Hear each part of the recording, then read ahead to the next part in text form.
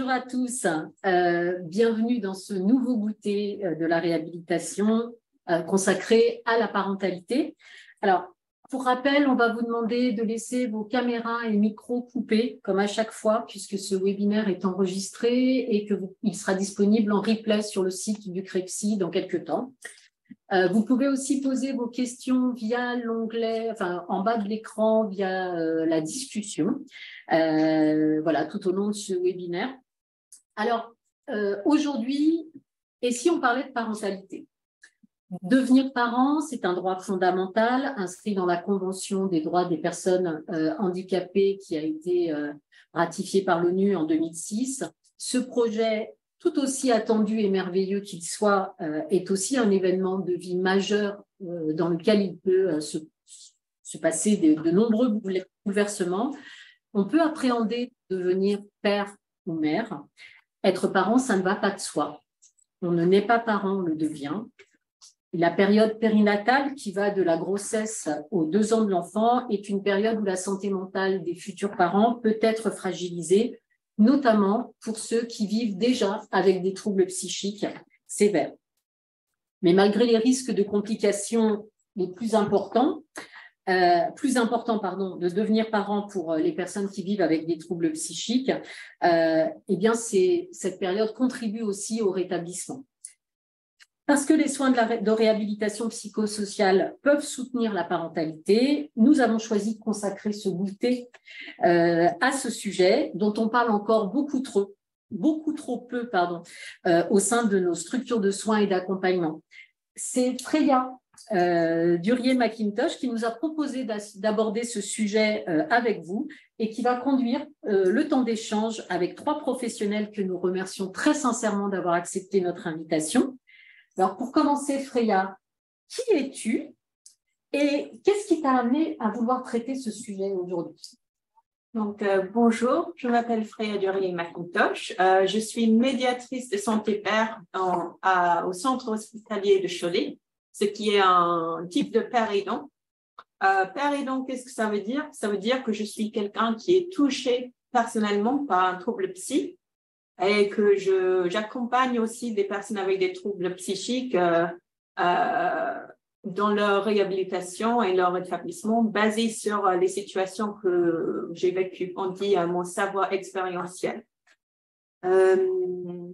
Voilà, j'ai voulu traiter ce sujet parce que j'ai accompagné et j'accompagne des personnes, notamment des femmes, qui peuvent se questionner sur ce sujet, car elles ont des craintes par rapport à divers sujets autour de la parentalité, que ce soit l'hérédité des troubles, leurs conséquences possibles sur les enfants et leur développement, les effets des médicaments pendant la grossesse, la stigmatisation de l'entourage ou des professionnels de santé, et également la peur d'être un mauvais parent ou de perdre la garde de l'enfant. Je suis sûre que ce goûter va nous éclaircir sur ces sujets et j'ai hâte d'avoir des réponses de nos intervenants. Donc, je repasse la parole à Sophie. Alors, on va demander aux intervenantes maintenant de se présenter avant de passer aux questions de Freya. Marion. Eh bien, bonjour à tous. Marion Espinelier, je suis psychiatre. Je travaille au CHU de Nantes et je m'occupe de soins de réhabilitation. Je travaille comme médecin responsable du centre régional support de réhab des Pays de la Loire et je travaille également au CREPSI, donc avec Sophie, entre autres collègues, au CREPSI des Pays de la Loire pour une partie de mon activité. Et en fait, je ne suis pas particulièrement spécialisée dans la question de la parentalité, même si, comme psychiatre, j'ai accompagné des personnes dans un projet de parents, voire pendant des grossesses et après aussi. Donc voilà, je viens avec ces 2 casquettes, la casquette réhab et comment accompagner ces projets dans le cadre de la réhab et la casquette de psychiatre généraliste, on va dire, de secteur qui a pu voir des personnes à certains moments sans être spécialisées dans la matière. Voilà pour moi. Nous avons donc 2 spécialistes de cette période de la périnatalité. Chloé. Oui, bonjour. Donc moi, je m'appelle Chloé Bedouet, je suis infirmière de formation et j'ai un diplôme universitaire en psychopathologie périnatale. Du coup, aujourd'hui, j'exerce en tant que consultante en périnatalité pour accompagner des femmes face à ce qu'elles traversent dans leur grossesse ou dans leur postpartum. J'ai moi-même été confrontée à une dépression postpartum. C'est suite à ça d'ailleurs que je me suis formée. Je fais partie aussi de l'association Maman Blues. On en parlera tout à l'heure, mais voilà, je suis co-référente sur le 77 et je fais aussi d'autres actions.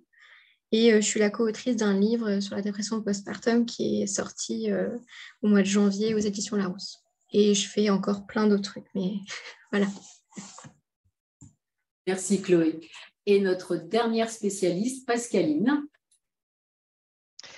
Bonjour à tous, donc moi c'est Pascaline, je suis père aidante, je suis spécialisée sur les thématiques de parentalité et périnatalité, donc tout ce qui concerne la grossesse, l'accouchement et le postpartum, donc pour les personnes concernées. Donc moi je fais soit de l'accompagnement individuel pour les personnes qui réfléchissent à ce projet ou comment adapter en fait leur quotidien entre parentalité et leurs troubles et comment réfléchir à ça quand on a envie de fonder une famille, comment se poser les bonnes questions. Et je fais aussi des interventions de ce type-là pour justement favoriser la communication, ouvrir la parole et le débat pour que les informations puissent passer et qu'on puisse en discuter un peu plus librement dans tous les cercles.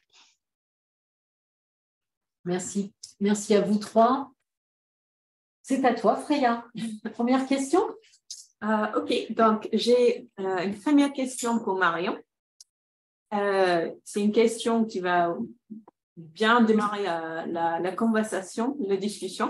Est-ce qu'une personne vivant avec un trouble psychique peut envisager d'être parent? On peut faire rapide, oui, évidemment, comme n'importe qui d'entre nous. J'espère bien même que les personnes qui vivent avec des troubles psychiques peuvent et envisagent d'être parents comme tout le monde.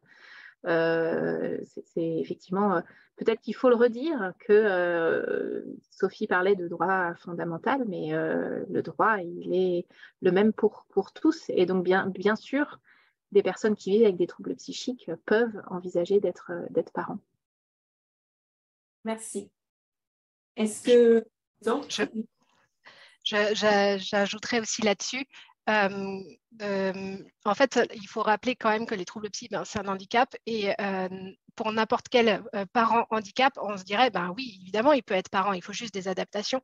Et être parent avec un trouble psy, pour moi, c'est la même chose en fait. On peut être parent, il faut juste des adaptations, il faut se poser des questions à l'avance, mais ça ne veut pas dire qu'on ne peut pas. En fait, il faut juste y réfléchir et puis trouver les bonnes personnes avec qui en parler. Et c'est ça aussi, il ne faut pas se dire « Ah non, c'est un trouble psy ». En fait, c'est un handicap et pour n'importe quel handicap, on se dirait « Il n'y a pas de souci ». Merci. Donc, deuxième question, encore pour Marion, mais bien sûr, les autres, vous êtes libres d'intervenir aussi. Est-ce qu'on peut parler de son projet de grossesse aux professionnels de santé mentale qui nous suivent? Oui. Je pense que pour le coup, c'est vraiment très... Alors, la question, ce qui me vient, c'est bien sûr, et ce qui me vient aussi dans le même temps, c'est quels sont les interlocuteurs, y compris dans le champ de la santé mentale, qui vont être des accompagnants pertinents du projet parce que eux-mêmes suffisamment accompagner les accompagnants, quoi, en fait. C'est-à-dire que parfois, on n'est pas forcément sensibilisé. On va avoir quelques connaissances comme jeune psychiatre sur les traitements psychotropes dans le cadre des grossesses, etc. Mais il y a deux choses. C'est oui, mais peut-être aussi se poser la question de à qui on s'adresse quand on s'adresse à un psychiatre. Parfois, un psychiatre tout seul, s'il n'a pas de relais, ça peut être quelqu'un qui peut se sentir lui-même en insécurité, en se disant, oh là là, dans quoi je m'embarque avec la personne que j'accompagne. Et aussi, tout dépend de comment on le dit, de qu'est-ce qu'on dit de ça. Et pour moi, plus on en parle tôt, plus on co-construit le projet ensemble avec les soignants de manière assez large, mieux ça peut se passer. Alors vraiment, je dis ça, c'est vraiment complètement spontané. Bien évidemment, je pense que la meilleure manière que ça se passe bien, c'est qu'il y ait un maximum de personnes en tout cas les personnes accompagnantes, qui puissent partager, de travailler ensemble et de réfléchir ensemble à l'avance à ce projet-là. Parce que, en tout cas, comme psychiatre, ça a été d'autant plus confortable quand j'ai pu travailler en amont avec, par exemple, des jeunes femmes qui avaient un projet de grossesse, parce que du coup, on n'est pas dans la panique de mince, elle est enceinte, il faut vite que je change le traitement parce que celui-là, ça ne va pas, donc il faut changer, mais elle est déjà enceinte, oh là là, ça risque de mal se passer, etc. C'est souvent beaucoup plus confort quand on en parle avant, on se pose les bonnes questions, on se dit, bon, on a quoi comme ressources sur le territoire, voilà, comment on va pouvoir accompagner ça au mieux et comment on va aussi être moins seul, parce que parfois, comme psychiatre, tous traitants, en libéral ou même en CMP, on peut être assez seul dans ces accompagnements-là où on se dit, mince, et donc, voilà, oui et tôt. D'accord, merci. Du coup, je veux bien rajouter quelque chose. Oui. Je suis assez d'accord et c'est très important aussi que ce professionnel-là soit assez au clair aussi avec la notion justement de maternité-parentalité et de troubles psychiques, que lui-même, dans sa pratique, alors là, je parle du coup pas des psychiatres puisque ce sont des professionnels du champ psychique, mais en ce qui concerne même les autres professionnels qui vont graviter aussi autour de la femme enceinte, ou même simplement des médecins, des gynécologues, des sages-femmes.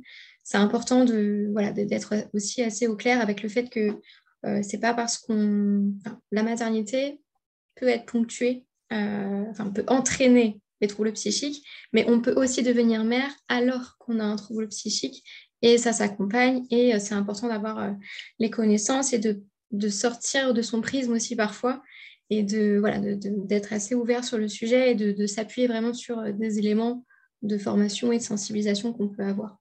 C'est important On n'est peut-être pas tous en capacité de faire ça et je pense que c'est important aussi de dire, là, moi, je ne suis pas capable en fait.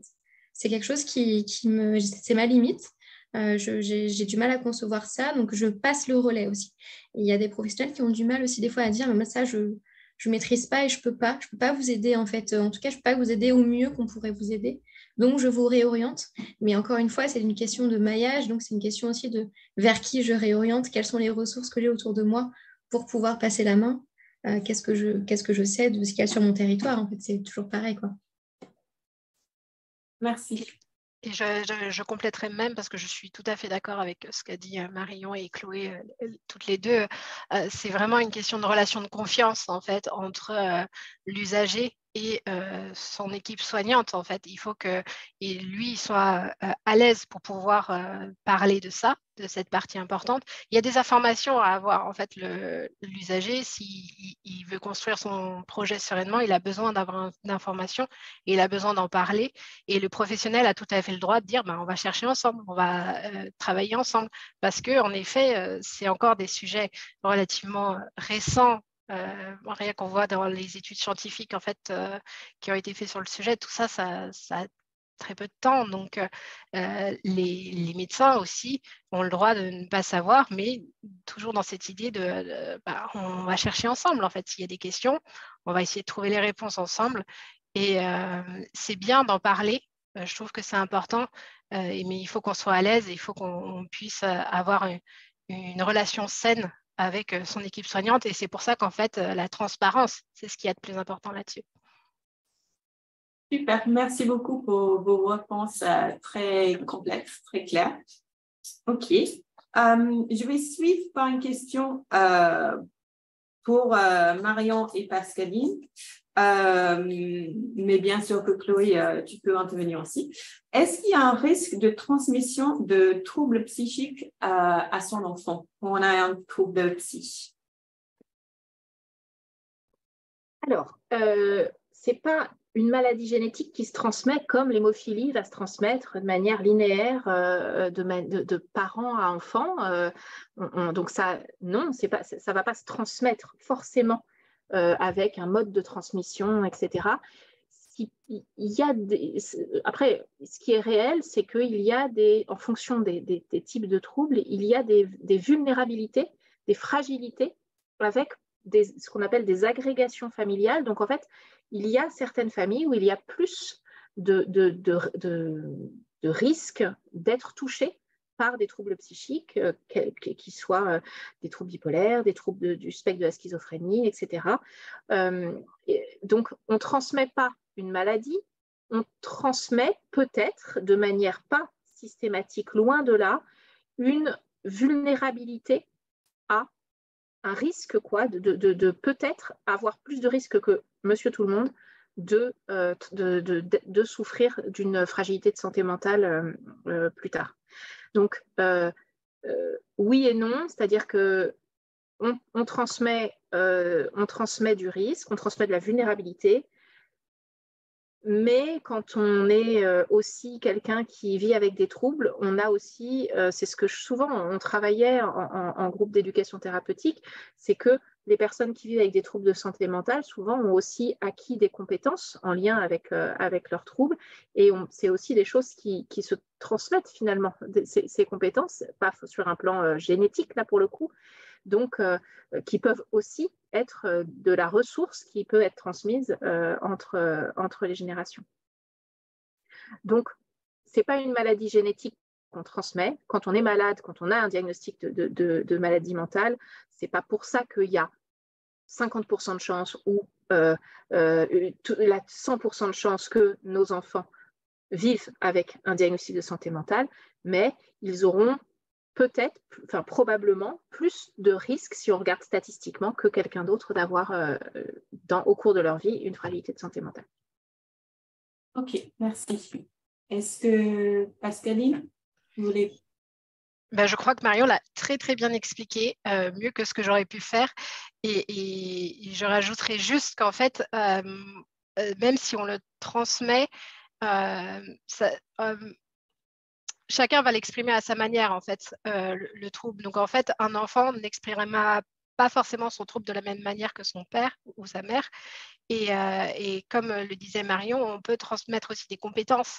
Et ça, c'est important parce qu'avoir un parent qui est sensibilisé sur un sujet de santé mentale, qui a conscience des symptômes, qui a conscience de quel parcours faire, de quel professionnel de santé voir, ça va permettre une veille plus tôt, en fait, autour de l'enfant, de pouvoir parler plus tôt de santé mentale, de fragilité, de difficultés.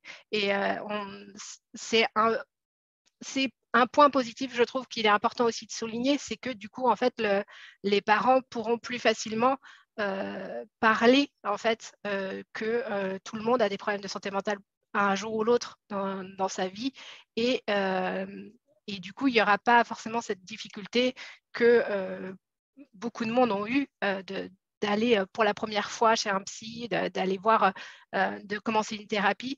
Maintenant, en fait, on en parle plus, et le fait d'avoir un trouble, on pourra aider nos enfants à être en paix avec ça et de dire, oui, en fait, ça arrive à plein de monde.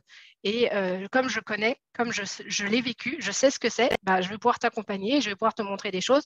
Tu le vivras peut-être pas de la même manière que moi, mais moi, j'ai vécu et je vis avec, et donc toi aussi, tu arriveras à vivre avec. Et ça, c'est important, en fait. Je crois qu'on a tous besoin de voir ça, et je crois que nos enfants ont besoin de voir que nous aussi, en fait, on arrive à vivre avec des choses difficiles.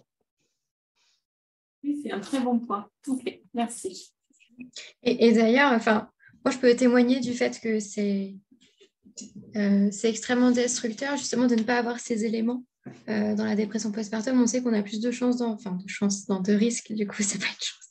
Ça peut être une chance. J'ai une vision un peu autre, parce que je suis dans l'après, sûrement, mais de faire une dépression postpartum quand sa propre mère en a fait une, Et moi, je sais que ma mère en a fait une, mais je n'ai pas les éléments qui m'ont permis, en tout cas, d'appréhender que potentiellement, moi, j'allais peut-être trébucher aussi sur ma maternité et de mieux comprendre pourquoi aussi, justement, de par cet héritage maternel particulier, qu'est-ce qui pouvait aussi se jouer. Voilà. Donc, moi, j'ai dû mener l'enquête pour avoir ces éléments. Et en effet, aujourd'hui, tout ce que je fais, c'est aussi énormément pour ma fille, pour que ma fille puisse avoir de façon spontanée tous ces éléments pour qu'elle-même, si il se passe quelque chose au niveau de sa parentalité ou même dans un autre événement de sa vie, elle puisse avoir les éléments et en faire ce dont elle en aura besoin avec un professionnel ou non, mais, ou peut-être jamais, j'en sais rien, mais en tout cas, voilà, qu'elle puisse avoir tout ça.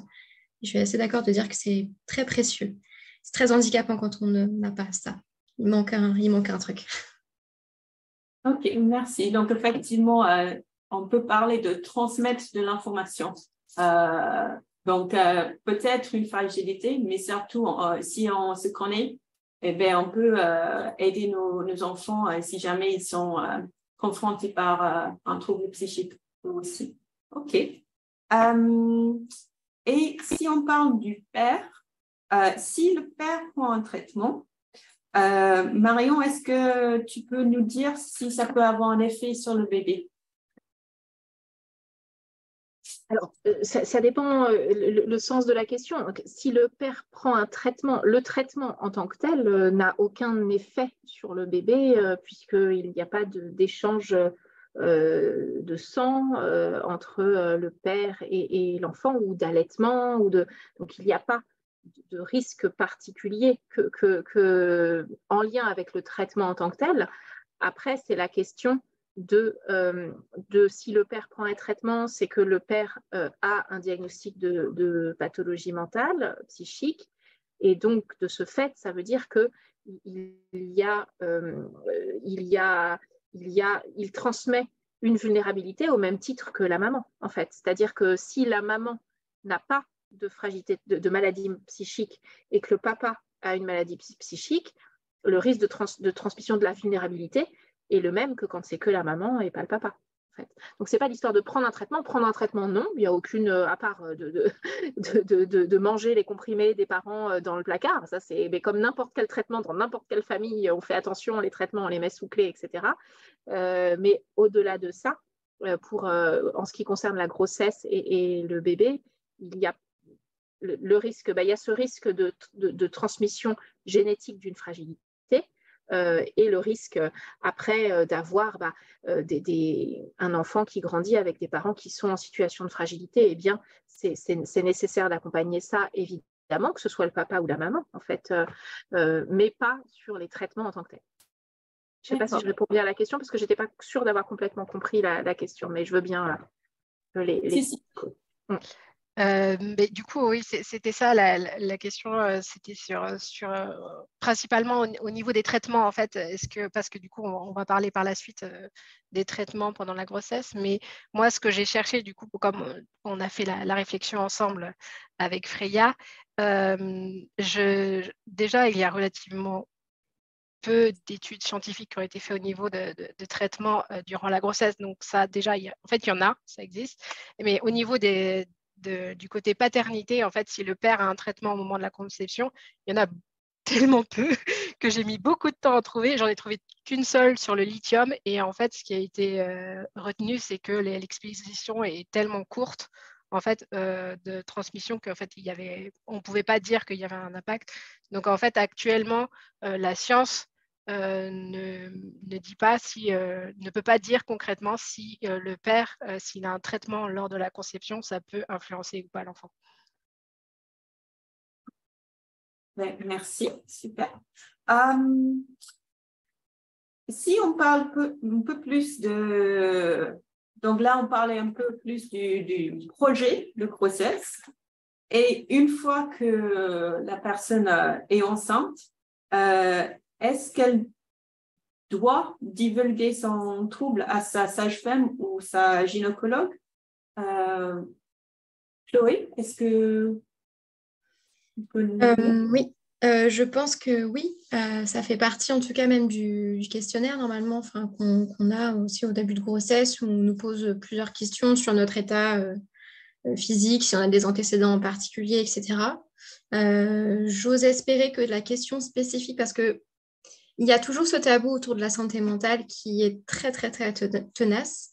Et parfois, peut-être qu'on ne dit pas forcément tout, si on n'a pas peut-être complètement confiance ou si on ne sait pas trop qu'est-ce que la personne va pouvoir en faire. Peut-être qu'on se dit, bah, c'est ma sage-femme, bon, bah, ça ne la regarde pas trop, parce qu'elle, elle va s'occuper de mon corps et de m'aider à mener cette grossesse à bien. Donc finalement, je vais peut-être dissocier les deux.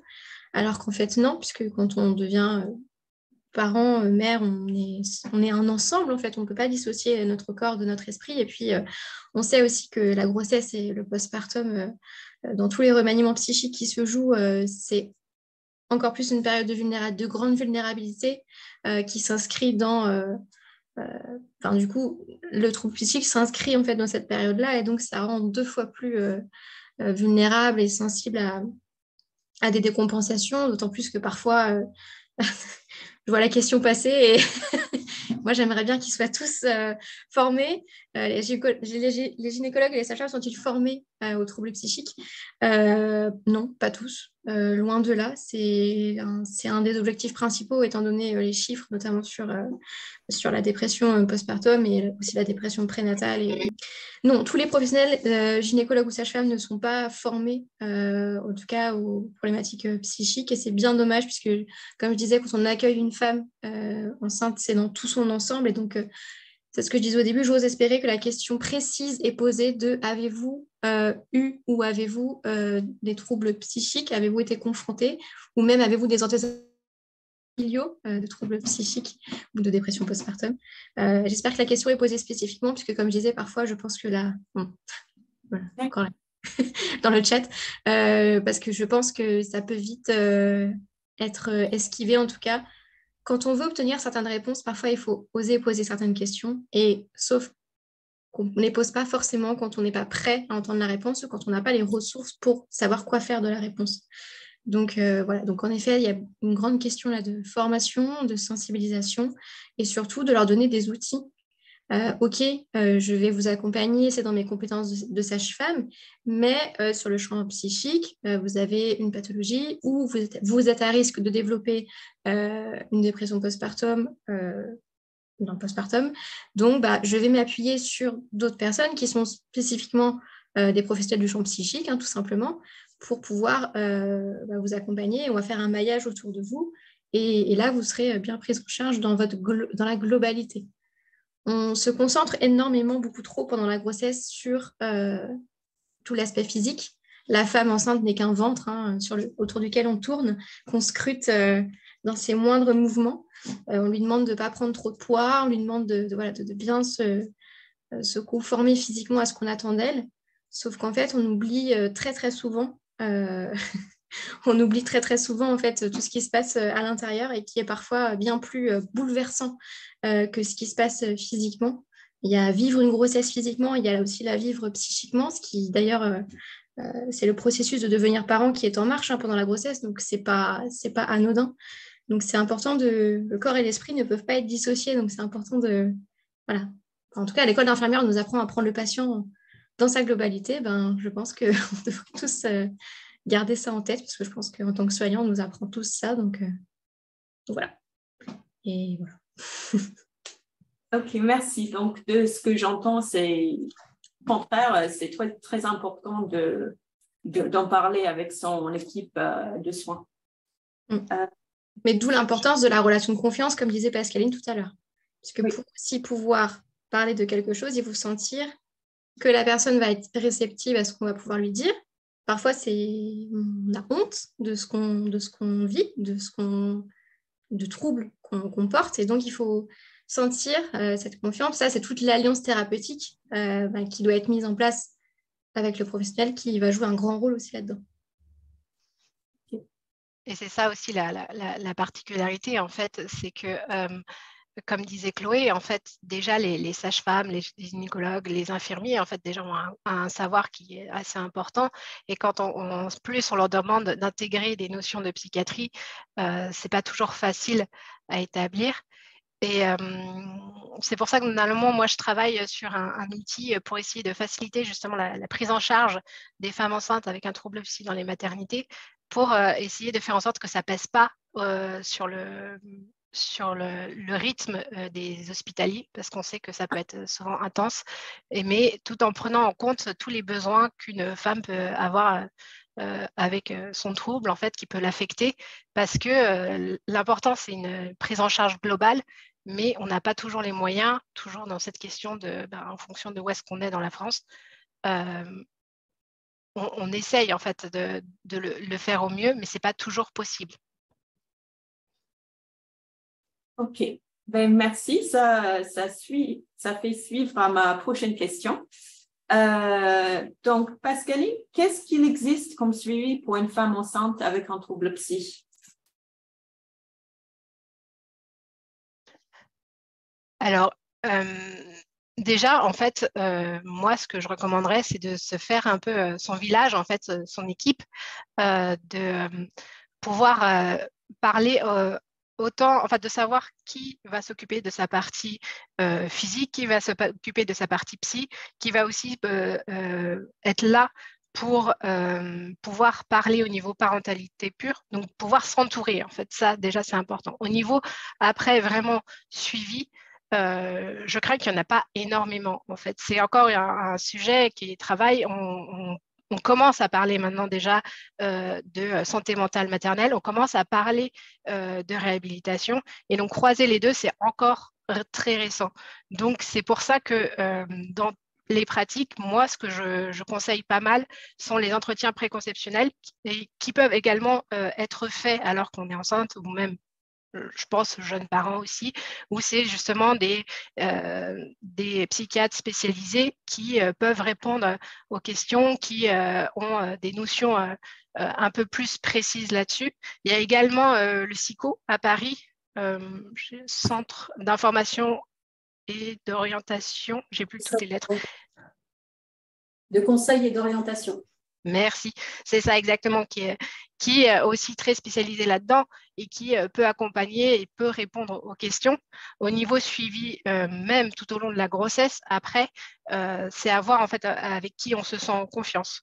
Moi, personnellement, je suis des personnes durant leur projet et également aussi ce qu'on dit en postpartum, donc c'est considéré pendant les 3 premières années de l'enfant, histoire de, moi je travaille uniquement sur la question de l'impact du trouble sur le quotidien. Je ne fais pas de thérapie ou ce genre de choses, mais l'idée, c'est justement de les aider à réfléchir sur comment s'adapter et comment se construire.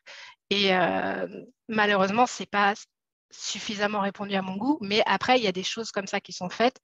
Et il y a également les unités mère-bébé, que je trouve qu'il y a un système pas assez répandu, mais qui a de l'avenir, je pense. Ce sont des unités spécialisées dans les hôpitaux. Généralement, c'est en service psychiatrique. Et donc, ça prend en charge la mère et en même temps, ça prend en charge l'enfant. Donc, l'idée, c'est de pouvoir suivre la mère, la jeune mère, parce que la plupart du temps, en fait, ce sont des mères qui viennent d'accoucher et qui ont vraiment des complications psychiatriques assez importantes, et en même temps, leur enfant.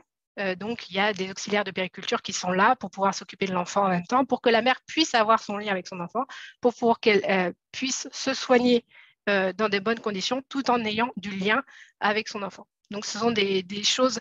Je sais que sur le site de Maman Blues, il y a une carte qui est proposée de toutes les unités qui sont en France. Donc, je trouve que c'est ce genre de services qui peuvent aider largement. Enfin, le fait de savoir que ça existe, ça reste très important. Ben, super, merci. Moi, j'ai des choses à rajouter. Hein.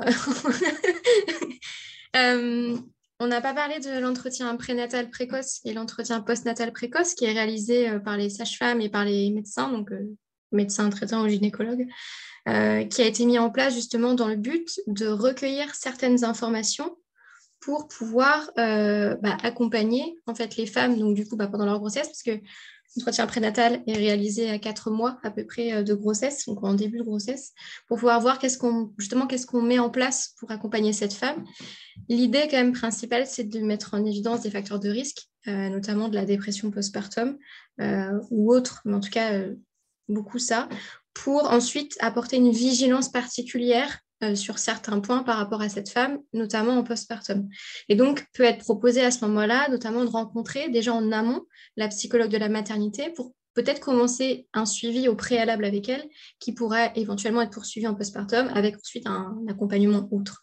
Voilà, donc c'est l'idée en fait de déjà récolter certaines informations, notamment psycho-émotionnelles autour de la femme et pas justement que physique. C'est un entretien vraiment particulier qui est dédié, c'est vraiment un échange qui est dédié en fait à ça. C'est pas une consultation où on est examiné à ce moment-là. Et donc ça c'est quand même important de notifier que ça existe. L'entretien post-natal précoce est obligatoire depuis le mois de septembre. Enfin, a été mis en place au mois de juillet, mais a été rendu obligatoire au mois de septembre, qui est la continuité en fait en postpartum de cet entretien prénatal. Et donc, il y en a 2 qui sont possibles. Il y en a un qui est à peu près vers entre 4 et 6 semaines postpartum, et le deuxième, c'est entre 10 et 12 semaines. Le deuxième est réservé aux femmes primipares, donc qui ont leur premier enfant, et aux femmes qui présentent des risques, notamment lors du premier entretien, où on se dit, OK, là, ça ne va pas fort, il y a une vigilance accrue, on la revoit quelques semaines plus tard. Voilà. Donc, il y avait ça, et je voulais rebondir sur ce que tu avais dit, Pascaline, mais je ne me rappelle plus. Je ne sais plus, tu avais parlé de quelque chose. Oui, les unités mère-bébé. Alors, les unités mère-bébé, en effet, elles sont très peu nombreuses en France. Il y en a une quinzaine à peu près, beaucoup trop peu nombreuses. Elles sont très intéressantes dans le sens où, notamment par rapport à la dépression postpartum, c'est vraiment un trouble du lien avant tout. C'est en fait devenir mère nous fait vivre quelque chose de pénible. En fait, c'est difficile de devenir mère. Et donc, parfois, on peut avoir de l'amour pour son bébé, mais le lien peut quand même être dysfonctionnel avec son bébé, dans le sens où ce bébé nous fait ressentir des choses qu'on a du mal à gérer, nous fait vivre des émotions qu'on a du mal à gérer, et nous fait parfois avoir des actions qu'on a du mal à gérer aussi. Et donc, c'est vraiment un travail sur le lien mère-enfant avant tout qui est fait en unité mère-bébé. Voilà, c'est prendre soin de la mère, en effet, prendre soin du bébé, et surtout, ces équipes sont formidables parce qu'elles sont vraiment formées aussi à l'observation autant de la mère que du bébé. Et parfois, le bébé vient nous dire des choses de sa mère et la mère peut aussi nous dire des choses du bébé parce que la dyade est indissociable au début. Et donc, c'est vraiment une prise en charge, là, encore plus globale de la dyade, en fait, mère-enfant, qui n'est jamais dissociée, mais qui est accompagnée vraiment en tant que couple mère-bébé. Et donc, c'est vraiment des établissements particuliers. Après, dans des dépressions postpartum, par exemple, sévères, ou sur des territoires où il n'y a pas d'unité mère-bébé, où il n'y a pas de place, parce que c'est très compliqué aussi en termes de place, on peut hospitaliser aussi une femme dans un service de psychiatrie. Là, par contre, son bébé sera généralement pas avec elle. Voilà, ça aussi, c'est des choses qui sont possibles. On essaye d'éviter au maximum, mais parfois, quand l'urgence est là, et je pense notamment à Élise de Maman Blues. Élise a été hospitalisée à 5 jours postpartum sans son bébé pendant 2 mois dans une unité de psychiatrie, tellement l'urgence était là, quoi. Donc ça aussi, c'est des choses qui sont possibles. D'accord, merci. Donc, de ce que j'entends, en fait, il y a des prises en charge assez riches, il y a beaucoup de choses, mais pas partout. Donc, ça dépend aussi où on habite. Et par rapport à le traitement médicamenteux, du coup, est-ce que la femme doit arrêter son traitement avant d'être enceinte? Marion, est-ce que tu peux nous en parler? Alors, oui, ça je peux. Déjà, première chose, ce qu'il faut surtout éviter, c'est d'arrêter brutalement un traitement dans un contexte de grossesse ou de projet de grossesse, de manière inconsidérée, simplement, voilà, je veux être enceinte ou je suis enceinte, j'arrête tout, point barre. Parce que là, il y a beaucoup plus de risques, en fait, de manière générale, à arrêter brutalement les traitements psy, plutôt que de les considérer et de voir ce qu'on peut faire pour faire en sorte que tout se passe au mieux. Le risque de fragilisation, de décompensation, le rapport, on est toujours sur le rapport bénéfice-risque. C'est la première chose. On n'arrête pas d'un coup, du jour au lendemain, sans regarder les choses. Après, est-ce qu'il faut arrêter ou pas les traitements psychotropes dans le cadre d'un projet de grossesse construit en amont? Tout dépend de la situation de santé de la personne, de la femme là, en l'occurrence. On arrête un traitement psy uniquement si on a des arguments pour l'arrêter parce que la personne peut l'arrêter. C'est-à-dire qu'on a, par exemple, quelqu'un qui a fait une dépression il y a 1 an, qui a eu un traitement pendant suffisamment longtemps et qui a un projet de grossesse, pas immédiatement tout de suite. Et dans ces cas-là, on peut se poser la question du rapport bénéfice-risque pour la bonne raison que pour n'importe qui, on pourrait se la poser. Grossesse ou pas grossesse. Quand je parle d'arrêter, d'arrêter un traitement.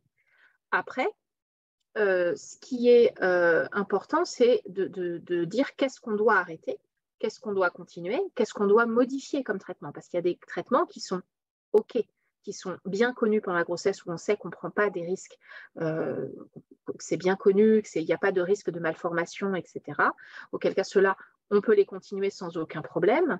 Et puis d'autres où on sait que c'est moins documenté ou qui ne sont pas recommandés pendant la grossesse, auquel cas, on peut penser le fait de changer, de switcher un traitement pour un autre pour aller vers un traitement autorisé pendant la grossesse.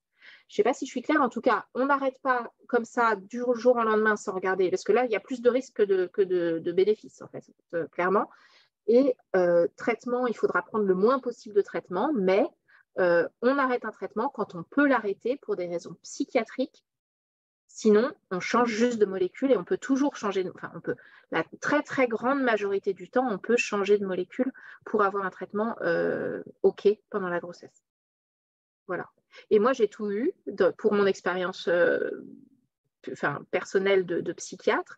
J'ai eu des gens pour lesquels une femme, je me souviens d'une jeune femme pour laquelle j'ai arrêté le traitement progressivement. On a dit, on se donne le projet de grossesse dans 1 an et d'ici là, oui, on a les arguments pour dire qu'elle avait fait des épisodes de décompensation psychotique aiguë, mais elle en avait fait 2. Elle avait eu 4 à 5 ans de traitement bien conduit. Elle n'avait pas de fragilisation depuis, elle avait vraiment récupéré et on a pris la décision ensemble d'attendre et d'aller vers une diminution progressive du traitement et de voir jusqu'où on pourrait aller avec du confort psychique, mais on s'est donné 1 an et ça aurait pu être la même chose sans un projet de grossesse. Donc oui, on peut arrêter dans certains cas, et puis j'ai eu d'autres situations où on a décidé de changer de molécule pour prendre un médicament qui était plus OK pendant la grossesse que ce que la personne avait avant. Voilà, je ne sais pas si c'est clair. Tu as été clair, merci. Pascaline, est-ce que tu voulais ajouter quelque chose? Oui, je suis tout à fait d'accord avec Marion sur l'idée du cas par cas et surtout de la balance bénéfice-risque. Et maintenant, il y a le site, le CRAT, Centre de référencement des agents tératogènes, qui est un site en ligne qui permet de vérifier pour tous les médicaments en général. Et ils ont sorti une étude scientifique avec le docteur Lucie Joly il y a 1 mois environ, justement, pour remettre à jour un peu les données. Donc là, maintenant, on a un peu plus de vision globale, en fait, sur l'effet des médicaments ou non. Et donc, c'est toujours à voir. En fait, maintenant, on a un peu plus de moyens de savoir, en fait, par rapport à avant. Donc, on peut réfléchir, on peut prendre le temps de se poser la question, est-ce qu'on garde les médicaments ou pas, et toujours faire ça en partenariat entre l'usager et son équipe soignante. D'accord, ok, merci. Donc, on retient bien qu'on parle avec son psychiatre avant de faire quoi que ce soit et qu'on pèse les bénéfices et les risques. Ok. Peut-être juste préciser 2 choses, que le risque 0, ça n'existe pas. Ça c'est sûr, même si il peut y avoir des risques en effet pour certains médicaments, mais on a beaucoup plus de recul qu'avant. Il y a certains médicaments qu'on peut vraiment proposer de manière très tranquille avec un rapport bénéfice-risque où le bénéfice est bien au-dessus du risque en fonction des situations. Et l'autre chose, je l'ai oublié, je ne sais plus ce que c'est, donc je reverrai si je reviens dessus. D'accord, ça marche. OK, super. On va continuer sur la prochaine question. Donc, Marion, quels sont les risques d'une grossesse quand on a un trouble psy pour l'enfant et pour la mère? Alors, c'est une très, très, très vaste question. Alors, quels sont les risques d'une grossesse quand on a un trouble psy pour l'enfant et pour la mère? Pour l'enfant, alors quand on parle de grossesse pour l'enfant, il y a les risques liés au traitement déjà. Dans un premier temps, c'est-à-dire le risque donc tératogène, c'est-à-dire de malformation, qui est en tout début de grossesse, le risque après de troubles du développement. Donc ça peut être des risques liés au traitement. On en a parlé avant, on mesure et il y a des traitements qui sont très safe pendant la grossesse, d'autres qui sont moins connus. On va aller vers les traitements les plus safe. Après, quels sont les risques d'une grossesse quand on a un trouble psy? Tout dépend du trouble psy, de la personne, de comment elle est accompagnée sur le plan du soin, comment elle est accompagnée sur le plan de la vie aussi, c'est-à-dire est-ce que quand on parle de troubles psy, les problématiques addictives sont des gros problèmes là pour le coup d'intoxication fétale, de consommation de toxiques ou d'alcool pendant la grossesse. Donc ça va dépendre des troubles psy. Pour l'enfant, les risques de la grossesse sont principalement liés au traitement et aux toxiques, aux drogues et aux consommations. Et les risques d'une grossesse pour la mère, alors, je parlerai en termes de vulnérabilité. Quelqu'un qui a un diagnostic de pathologie psy, c'est quelqu'un qui a un niveau de vulnérabilité plus important que monsieur tout le monde au fait d'être fragilisé dans sa fragilité, quoi. Et donc, comme la grossesse est surtout, la grossesse est aussi la petite enfance, c'est des moments de fragilisation pour tout le monde, en fait, pour l'ensemble de la population. Le fait d'avoir un bébé, c'est extrêmement intense, ça peut être très déstabilisant. Donc, quelqu'un qui a un niveau de vulnérabilité plus important au fait de faire d'avoir des fragilités de santé, ça va pouvoir être peut-être un moment, en tout cas, de vigilance à avoir parce que il y a plus quelqu'un qui a un diagnostic psy, c'est quelqu'un qui est plus fragile que monsieur tout le monde à faire des récidives de troubles psy.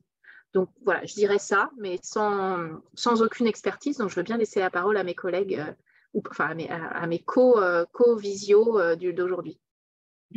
Merci. Pascaline, Chloé, est-ce que vous voulez rebondir? Je ne sais pas si on m'entend. Oui, c'est bon.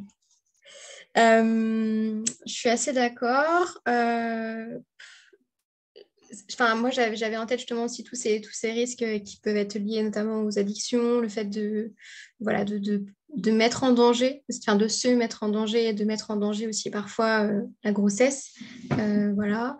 Et puis, tous les risques qui vont aussi être liés, si ce n'est pas accompagné, tous les risques après, du lien aussi, mère-enfant, qui du coup vont pouvoir découler de... justement d'un manque parfois d'accompagnement spécifique parce que, comme Marion l'a très bien dit, c'est une période de vulnérabilité. La maternité déjà en soi est une période où on est extrêmement vulnérable, où il y a énormément de bouleversements. C'est un peu comme si on marchait un peu sur des sables mouvants comme ça, et surtout la première année de vie de l'enfant où tout change quasiment quotidiennement, où on a des difficultés à avoir des repères.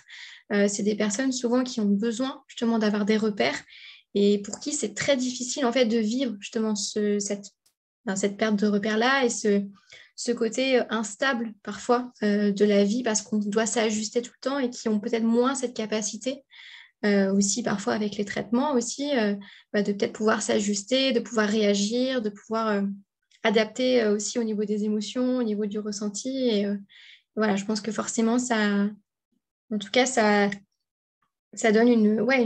un handicap supplémentaire et particulier au fait de devenir parent.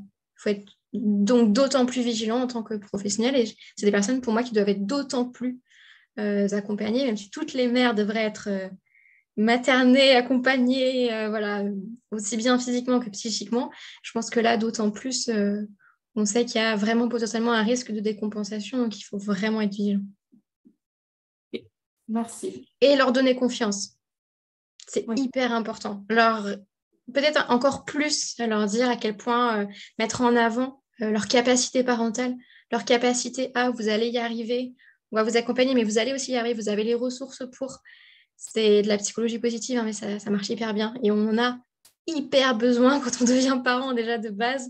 Donc, quand on est stigmatisé, parce que je pense qu'il y a toute cette stigmatisation aussi autour du trouble psychique, ah là là, elle va devenir mère, mais en fait, elle n'en est pas capable. Enfin, des fois, en fond, je pense qu'il y a ça. Et donc, c'est aussi d'aller valoriser le fait que non, vous en êtes capable, on va vous accompagner pour. On est là s'il y a quoi que ce soit, mais vous en êtes capable. Rien que ça, de redonner confiance en ces parents-là, c'est hyper important. Tous les parents, c'est important, mais peut-être que là, c'est d'autant plus important. Donc, c'est important, ce que j'entends, que la mère a confiance dans son équipe de soignants, mais aussi que eux, ils ont confiance en elle, que ça marche dans les deux sens. Pascaline, est-ce que tu voulais ajouter quelque chose? Oui, je voulais ajouter à tout ça qu'on a le droit, en fait, quand on est mère ou père, en fait, on a le droit de demander de l'aide, on a le droit de dire, bah, là, je sens qu'il y a quelque chose qui ne va pas. On a le droit de dire qu'on a du mal avec certaines choses. En fait, ce n'est pas un mauvais signe, au contraire, c'est un bon signe. Ça veut dire qu'en fait, on sent qu'il y a quelque chose qui ne va pas, on sent qu'il y a besoin d'une intervention, qu'il y a besoin d'un coup de main et ça arrive à tout le monde en fait, même parents ou pas parents. En fait, il y a des moments où on a besoin d'aide extérieure et c'est positif de demander de l'aide. Moi, c'est comme ça que je le vois en tout cas. C'est positif de demander de l'aide parce que ça veut dire qu'on sent qu'il y a besoin de quelque chose et qu'il faut le faire. Donc, un parent ou même n'importe quel usager qui demande de l'aide, pour moi, c'est quelqu'un qui a suffisamment de réflexion pour dire bah, là, je ne vais pas y arriver tout seul. Et il a le droit de demander. On a le droit de dire qu'on n'y arrive pas toujours tout seul. Merci. Donc, j'entends que c'est important de s'écouter en tant que parent ou personne. Je veux bien rebondir. C'est que c'est en ça que le travail de déstigmatisation, il n'a pas seulement pour objectif de je veux dire, le but de ce travail-là de fond de déstigmatisation, c'est pas de dire tout le monde est capable et tout est beau, tout le monde est parfait, tout le monde est compétent de manière, je veux dire, c'est pas se voiler la face sur le fait que oui, c'est difficile et oui, il y a certaines personnes qui vont avoir des très grandes difficultés et il peut y avoir des conséquences. Donc, je pense qu'il faut être aussi au clair avec ça. Mais cette déstigmatisation, au contraire, permet de pouvoir faire en sorte que les personnes s'autorisent à demander de l'aide. Parce que s'il y a de la stigmatisation, elles vont s'interdire de demander de l'aide justement parce qu'en se disant bah, si je demande de l'aide, on va placer mon gamin parce qu'on va, on va se dire que je ne suis pas capable. Et donc, c'est en ça que la déstigmatisation, c'est pas dire tout le monde est capable pareil, c'est pas vrai, c'est clairement pas vrai, mais c'est de dire des personnes qui n'ont pas de diagnostic de maladie psy vont avoir besoin d'aide, elles vont en demander peut-être plus facilement, pas forcément, mais il y a aussi des histoires sociales, mais n'empêche que elles vont peut-être en demander plus facilement que des personnes qui ont un diagnostic de fragilité psychique parce que du fait de la stigmatisation en fait. Et donc c'est d'empêcher cette entrave à la demande d'aide pour que ce soit l'aide juste en fait. L'aide adaptée aux difficultés réelles de la personne et pas à l'idée qu'on s'en fait ou au stigmate, à la stigmatisation qu'on a. Merci beaucoup. Donc là, on a parlé des risques. Est-ce qu'on peut parler par la suite? Donc là, c'était sur la grossesse. Et pour l'allaitement, est-ce qu'on peut allaiter si on prend un traitement? Si on commence par Marion? Alors, je ne suis pas totalement experte. Moi, quand je ne sais pas, je regarde partout. Oui, on peut allaiter avec des traitements, mais pas tous. Et donc, il faut vraiment se renseigner. Je sais qu'il y a des études. Enfin, donc, en gros, pour répondre à la question, c'est s'il y a un projet d'allaitement, il faut le travailler avant pour savoir ce qu'on peut donner, ce qu'on ne peut pas donner. On ne peut pas tout donner. Je sais qu'on a le droit à certains traitements, comme antidépresseurs, la sertraline, je sais qu'on peut la donner pour tout, en fait, grossesse, allaitement, etc. Il y a certains anxiolytiques qui ne passent pas dans le lait. Et donc, parce qu'en gros, ce qu'on va savoir là, on n'est plus dans un risque de malformation, mais on est dans un risque qu'il y ait du passage, il y ait certains médicaments qui passent dans le lait et qu'à ce moment-là, le bébé, il reçoive des doses de psychotropes comme l'alcool pendant l'allaitement. C'est le même type de questionnement, de dire c'est pas une bonne idée de mettre l'alcool passe dans le lait, donc on est vigilant à ça. C'est pareil, il y a certains médicaments qu'on va pouvoir continuer pendant l'allaitement parce que ça passe pas dans le lait ou de manière vraiment très très faible, comme certains anxiolytiques, le Seresta par exemple, je sais qu'on a le droit sans problème, la sertraline. Après, je connais pas tout parce que j'ai pas révisé de manière, et en général, je révise au coup par coup quand il y a mes collègues sauront peut-être un peu plus que moi ça, mais oui, on peut allaiter en étant vigilant et en regardant de près ce qu'on donne et les études qui sont de mieux en mieux connues par rapport à ça. Merci. Je vous laisse la parole parce que là, je suis pas ultra pointue sur le sujet pour le coup. Oui, pour les traitements, c'est à peu près de la même manière que les traitements pendant la grossesse. En fait, c'est toujours à vérifier, toujours soit le CRAT, soit je sais qu'il y a une banque de données américaine qui est un peu plus fournie, mais je n'ai plus le nom en tête. Et sachant qu'il faut se rappeler qu'il y a certaines molécules où il n'y a pas de souci pour la grossesse, mais il peut y avoir des soucis pendant l'allaitement et vice-versa, en fait.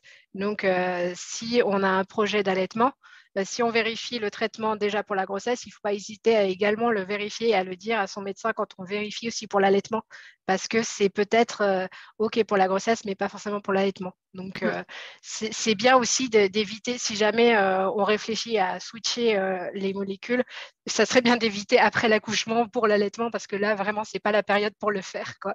Donc, voilà, ça fait partie des discussions. Si jamais ça tient à cœur à la mère, il faut pouvoir en discuter au moment où on réfléchit également. Okay, merci. Je rajoute juste autre chose, mais dans une dynamique un peu autre, si par exemple, par rapport à ce que la femme du coup vit au niveau de sa pathologie, si justement on a des difficultés à trouver un traitement qui va être compatible avec l'allaitement, là ça va être tout un travail, justement c'est toujours la balance bénéfice-risque, hein. Est-ce que vraiment, alors généralement quand on souhaite allaiter, c'est quelque chose qui nous tient à cœur, mais c'est d'accompagner peut-être cette réflexion-là en termes justement de bénéfice-risque. Est-ce que vraiment cet allaitement est primordial? Si oui, pourquoi? Est-ce qu'on peut trouver des alternatives? Est-ce que voilà, c'est d'accompagner dans tous les cas face au choix ou au non-choix parfois qu'on peut être amené à avoir à faire. Et c'est tout le travail justement pluridisciplinaire qui doit s'enclencher aussi. Voilà. Okay, merci. Donc, oui, encore une question de bénéfice-risque et de faire attention à un traitement qu'on peut prendre pendant la grossesse, mais pas pendant l'allaitement et l'inverse aussi. Et est-ce que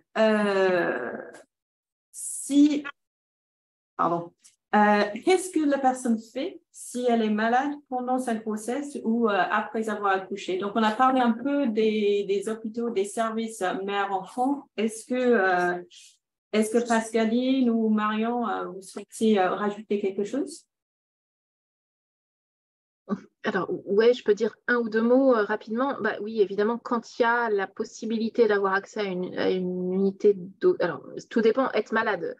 Être malade, ça peut nécessiter une hospitalisation dans certaines situations très, très intenses, on va dire, ou risquées, ou bien il peut y avoir aussi des soins qui peuvent être mis en place de différentes manières. Quand on a accès à des soins spécialisés, en particulier en unité mère-enfant, c'est l'idéal, qu'elle soit en hospitalisation ou bien en soins ambulatoires, hein, d'ailleurs, en tout cas des unités d'accompagnement spécialisées.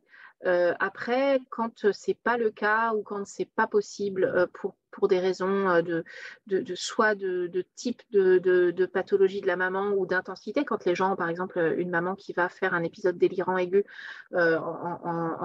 juste après avoir accouché ou pendant la grossesse, pendant la grossesse, c'est des soins comme pour quelqu'un d'autre, en fait, hein, avec un accompagnement qui est celui de la grossesse qui est poursuivi, bien évidemment. Et puis en postpartum, en général, on essaie pour l'avoir vécu, avoir eu des femmes qui venaient d'avoir un bébé et qui étaient hospitalisées tout de suite derrière, dès que c'est possible, on essaie de faire en sorte de maintenir des rencontres avec le bébé pour pouvoir essayer de travailler les liens. Alors nous, à Nantes, on a la chance d'avoir le haut, mais on travaille de près avec les soignants de l'hospitalisation mère-enfant. Mais voilà, qu'est-ce qu'il faut faire? Il faut avoir accès à des soins le plus possible, avec l'intensité la plus importante possible. Et parfois, il faut passer par un temps d'hospitalisation et donc de séparation mère-bébé, tout en ayant, dans ces cas-là, on regarde qu'est-ce qui est possible, qu'est-ce qui est souhaitable pour la maman, pour la dyade dans ces temps-là. Merci. Est-ce que tu souhaites rebondir, Pascaline? Oui. Marion a déjà les informations les plus importantes. Dans ce qu'il y a aussi à rappeler, ce que disait Chloé tout à l'heure, c'est qu'il y a les rendez-vous maintenant de dépistage pour surveiller au niveau de la dépression postpartum après l'accouchement. Il y en a un dans les 4 à 6 semaines et l'autre, tu l'as dit tout à l'heure, Chloé, dans les 4 à 6 mois, c'est ça? Non, c'est 10 à 12 semaines. Ah voilà, merci. Donc déjà, ça peut être un bon moyen de commencer à en discuter. Après aussi, la plupart des services de maternité ont un ou une psychologue rattachée. Et il ne faut pas hésiter à demander, en fait, si on sent que ça peut être compliqué, même pendant la grossesse, en fait, on peut demander à rencontrer ce psychologue pendant la grossesse. Pendant son hospitalisation suite à l'accouchement, on peut le voir le temps qu'on en ait besoin, en fait. Ça peut être des choses, et puis toujours communiquer en fait avec son équipe soignante, que ce soit son équipe soignante au niveau périnate et son équipe soignante au niveau psy, en fait, pouvoir savoir à qui parler, à qui poser ses questions si on sent que ça ne va pas bien, et pouvoir trouver de l'aide rapidement si on sent que ça peut partir, quoi. Et aussi de peut-être réfléchir aussi en amont, parce que en postpartum, c'est assez facile de se laisser happer par le bébé, par que la journée finalement passe sans qu'on se rende compte. Et à ce moment-là, on peut s'oublier et oublier sa propre prise en soin à soi, oublier que soi-même, on a besoin d'être accompagné, qu'on a besoin d'avoir certains rendez-vous médicaux pour soi, etc. Donc, c'est peut-être d'anticiper sur la possibilité, en tout cas, de poursuivre avec facilité, d'aller en fait à ses rencontres avec son médecin, ou d'aller en thérapie si on a besoin, de pas qu'il y ait une discontinuité en fait entre la grossesse et le postpartum, de par ce qu'implique le postpartum en termes d'épuisement, etc. Donc c'est peut-être en amont de préparer aussi l'entourage à ça, de mettre en place un fonctionnement qui va faire qu'en postpartum, on va pouvoir continuer à être prise en soin et à aller au rendez-vous dont on a besoin pour soi, en fait, pour continuer d'aller plutôt bien, ou en tout cas de ne pas aller mal, ou d'aller moins mal. Mais en réhabilitation, on a l'outil des directives anticipées qui est justement dans cette idée de à l'avance, en fait, dire si jamais je ne vais pas bien, qu'est-ce que je fais et qu'est-ce que je demande que mon entourage fasse. Et on peut largement l'utiliser justement pour se préparer au postpartum, sachant que quand c'est un premier enfant, la mère peut avoir du mal à anticiper comment ça va se passer une fois que l'enfant est là, mais c'est là aussi l'intérêt de l'entourage, du soutien des médecins pour pouvoir l'aider à préparer et pour pouvoir justement réfléchir à comment faire si la crise vient, parce que si ça se trouve, elle ne viendra pas, mais si la crise vient, qu'est-ce qu'on fait dans ces cas-là et c'est quoi les instructions de la personne pour que les autres soient au courant de ce qu'elle veut et surtout ce qui lui fait du bien et ce qui va l'aider elle. Et puis peut-être je veux bien rebondir, effectivement, je pense que les directives anticipées, en tout cas c'est cette réflexion-là sur de quoi je pourrais avoir besoin. Alors c'est sûr, quand c'est une première grossesse, ça doit s'accompagner parce que mais même, et puis aussi de se dire que de quoi on a besoin, on a besoin de soins peut-être, de soins psy, de soins médico-psy, de soins psychothérapiques. Et on a peut-être aussi besoin de plein d'autres choses. Une sage-femme libérale qui vient toutes les semaines, ça peut être déterminant dans un accompagnement, une sécurisation de la relation, du sentiment de compétence. Une aide ménagère, ça peut être extrêmement puissant. Quelqu'un qui vient faire les courses, de la famille ou des professionnels. Je pense qu'il faut penser de quoi on pourrait avoir besoin et de manière beaucoup plus large, c'est-à-dire que c'est pas que il y a le soin évidemment et puis peut-être plein d'autres choses qui sont à anticiper et à penser. L'aide, c'est pas que le soin psy pur et simple, quoi. Merci. Donc, oui, de ce que j'entends, il y a beaucoup de femmes qui font un plan de grossesse avant d'accoucher. Ben, il faut aussi peut-être faire son plan de crise ou d'autres directives anticipatives. Et que, voilà, le soutien, on peut parler d'un village autour. Je sais que Pascaline, tu en parles dans un de tes outils, mais voilà, c'est pas que les soignants, il y a aussi l'entourage qui ont un rôle à jouer. Okay. Ouais, ça peut être largement de la famille, des proches, des voisins. En fait, si on connaît quelqu'un qui a eu une situation particulière et qu'on a besoin de poser une question un jour sur le sujet, c'est bien de savoir que là, ma voisine, je sais qu'elle a eu un bébé RGO, c'est-à-dire qu'il y a un grand reflux. Et si jamais mon bébé là aussi, je peux aller lui poser des questions. Donc, savoir à qui poser ces questions, savoir que d'autres personnes aussi sont concernés par ça. Et puis, c'est un peu le principe aussi de la pérédance, c'est savoir qu'on n'est pas tout seul, en fait, que ça peut arriver à d'autres gens. Ça aide justement à renforcer la confiance en ses capacités parce qu'on se dit, si les autres arrivent à gérer à peu près, je devrais y arriver normalement aussi. Et puis, c'est aussi tout le travail de déstigmatisation autour de la maternité déjà de façon générale. C'est-à-dire qu'on attend des mères l'impossible. On attend d'elles qu'elles soient parfaites sur tous les plans et surtout qu'elles sachent comme si l'enfant naissait avec un mode d'emploi alors que ce n'est pas le cas.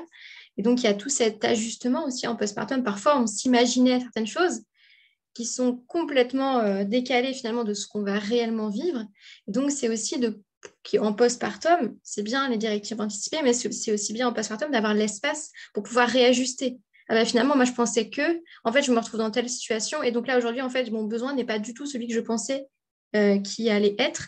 Donc finalement, aujourd'hui, je me retrouve dans telle situation et en fait, j'ai besoin de ça. Donc, c'est important aussi, encore une fois, de poser les questions et de s'assurer que la personne, finalement, de comment va la personne, de comment elle le vit, est-ce que son environnement est adapté, est-ce qu'au contraire, est-ce qu'elle est isolée, qu'est-ce qu'elle subit au quotidien, comment elle le vit, de quoi elle a besoin. Alors ça, les mères souvent répondent, mon bébé a besoin de ça. Non, vous, de quoi vous avez besoin. Voilà, il y a aussi de dire que de penser à soi quand on est mère, c'est pas être égoïste, c'est justement prendre aussi soin de son bébé. Parce que les choses souvent découlent comme ça et pas l'inverse. C'est pas si bébé va bien, maman va bien, parce que ça, c'est pas une vérité absolue. Par contre, si maman va bien, généralement, bébé va bien, à moins de pathologie ou autre. Ça, on n'est pas du tout on est dans autre chose. Mais en tout cas, ça découle beaucoup plus comme ça. Donc forcément, l'accent doit aussi être mis sur est-ce que maman va bien? Comment va maman? Comment elle le vit, cette maternité? Comment est-ce qu'on peut l'aider, l'accompagner? Qu'est-ce qu'on peut mettre en place autour d'elle? Qu'est-ce qu'on peut lui suggérer aussi? Parce qu'en postpartum, c'est difficile parfois d'aller chercher les informations. Où est-ce que je vais les chercher? Et puis finalement, de quoi j'ai besoin? Et puis par quoi je commence? Et puis en fait, je me mets devant l'ordinateur. En fait, il pleure, donc je n'ai pas le temps. Enfin voilà, donc c'est aussi en amont qu'il y a tout ce travail de recherche qui peut, en tout cas, on peut donner des ressources, des informations, mais de réévaluer à chaque étape, est-ce que c'est vraiment ça dont vous avez besoin ou est-ce qu'on est dans carrément autre chose? Oui, dans ce que tu dis, Chloé, ça me fait penser dans les avions, quand on dit qu'il faut que le parent mette son propre masque d'oxygène avant de le mettre sur ses enfants, les mères, si elles ont besoin des fois de se mettre en priorité pour que le bébé, elle, va bien et pour que son bébé puisse aller bien aussi.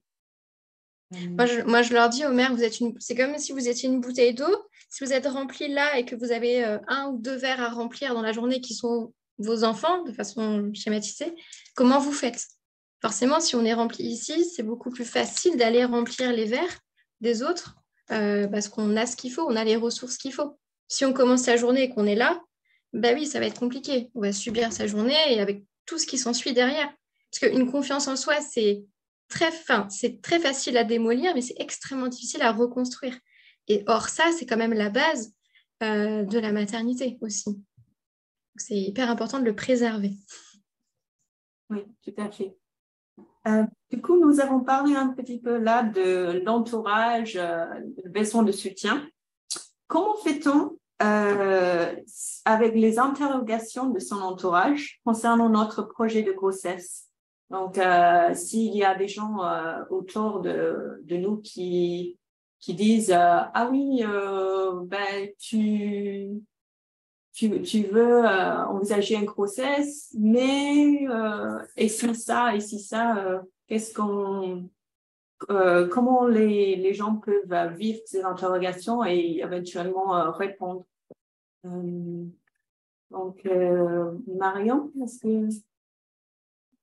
Bon, ce qui me vient, c'est il faut en parler surtout. Moi, j'aurais en parler avec les proches et en parler avec l'entourage soignant et les proches. En fait, je pense que c'est effectivement... il faut avoir les proches comme partenaires du projet, quoi. Enfin, j'aurais ça à dire, en fait. C'est que c'est vraiment important que tout le monde soit OK, partager de l'information, donc avoir accès à de l'information qu'on puisse partager. Comme personne concernée, je parle quand on a des proches qui disent mais qu'est-ce que c'est que cette idée, t'es pas prêt, t'es pas prête, t'es pas prêt, c'est n'importe quoi, c'est dangereux, oh là là, on a peur, quoi. Enfin, c'est vraiment une problématique, la parentalité, où il faut travailler avec la question de la peur de l'entourage, la peur des soignants, la peur des personnes elles-mêmes. Je parle pour des gens qui ont une vulnérabilité, un trouble de santé mentale préalable et qui ont un projet de grossesse, parce que sinon, quand ça ne prévient pas, on n'est pas du tout dans les mêmes enjeux. Mais je pense vraiment en parler ensemble et rassurer. Et pour rassurer, il faut de l'information, suffisamment d'informations et des professionnels suffisamment informés pour partager eux-mêmes l'information avec les personnes et les proches. Parce que je pense que s'il y a bien une situation où les proches peuvent être des aidants, sont des aidants, mais ils peuvent avoir un rôle d'aidant comme dans n'importe quelle situation de parentalité. Les proches peuvent être extrêmement aidants et ça peut être une vraie ressource. Évidemment, quand il y a une pathologie, une fragilité psy, c'est d'autant plus possible. Mais pour ça, il faut qu'il soit raccord, en tout cas, qu'il soit suffisamment en parler, en tout cas, je pense. Vraiment. Et merci. Chloé, Pascaline, est-ce que vous voulez rebondir? J'y vais, Pascaline. Je suis d'accord, l'entourage, c'est une grande ressource et de toute façon, c'est les personnes qui vont être en première ligne. Donc, c'est important que ces personnes-là aussi aient l'accès aux informations pour mieux comprendre ce que peut vivre la personne concernée. C'est important qu'eux aussi aient un espace, peut-être où ils peuvent aussi, eux, parler aussi de ce qu'ils vivent en tant qu'aidants, en tant qu'accompagnants. Parce que moi, je parle pour la dépression postpartum notamment, mais on sait à quel point c'est difficile et à quel point c'est parfois très contre-productif, cet isolement. Parce que ça va être allez, bouge-toi, allez, on va être forcément une personne qu'on aime se retrouve en difficulté, donc le mécanisme de défense c'est de se dire je vais tout faire un peu pour la réanimer, pour essayer de lui donner l'élan et la motivation. Or parfois c'est complètement contre-productif et la personne en vulnérabilité se dit en fait c'est pas ça dont j'ai besoin, il me comprend pas, et en fait ça crée des quiproquos, ça crée des non-dits, et ça crée de la souffrance en fait des deux côtés, parce que l'aidant, il est dans une position où il se dit moi à tout prix je veux aider, et en fait je me sens démunie en fait, et ça crée vraiment de la souffrance de oui, je sais pas comment faire pour l'aider, j'aimerais bien l'accompagner, je suis pas assez, donc ça le fait se dévaloriser aussi soi. Et en fait, du coup, tout le monde se dévalorise et personne, en fait, du coup, n'arrive à vraiment s'aider. Moi, ce que j'invite les femmes à faire, c'est de faire un espèce d'un peu d'état des lieux de qui est autour de moi et qui peut m'apporter quoi. Parce que souvent, on attend de l'autre qu'il puisse nous apporter quelque chose que parfois, il n'est pas en mesure de nous apporter. C'est dans le sens où peut-être que, par exemple, ma sœur, elle est plus sensible sur cette question émotionnelle, donc elle va peut-être être plus un repère où je vais pouvoir peut-être lui dire un peu plus ce que je ressens, etc. En tout cas, elle est d'une aide sur ce point-là. Peut-être que mon conjoint, lui, il est dans le faire. Il a du mal à être en communication avec moi, mais il fait des trucs. Il m'aide, il m'accompagne, il prend le relais, il me prépare à manger, etc. Donc, c'est vraiment de se dire, parce que parfois, on attend ça d'une seule personne, alors qu'en fait, on a d'autres personnes autour qui peuvent remplir un peu ces fonctions-là. Et souvent, elles se rendent compte qu'au final, avec toutes les personnes qu'elles ont autour d'elles, même des professionnels aussi, hein, parce que parfois, quand on n'est pas formé, on n'est pas en capacité d'apporter une certaine aide aussi. Et bien au final, quasiment tous leurs besoins, en fait, sont comblés, mais par différentes personnes. Donc, ça rejoint l'idée du village de Pascaline tout à fait. Et c'est hyper important, en tout cas, de pouvoir aussi mettre en avant les compétences de l'entourage et des personnes qui peuvent aider. Oui, peut-être que dans un certain domaine, c'est compliqué, mais dans un autre domaine, par contre, ils sont vraiment là et ils peuvent être une véritable ressource.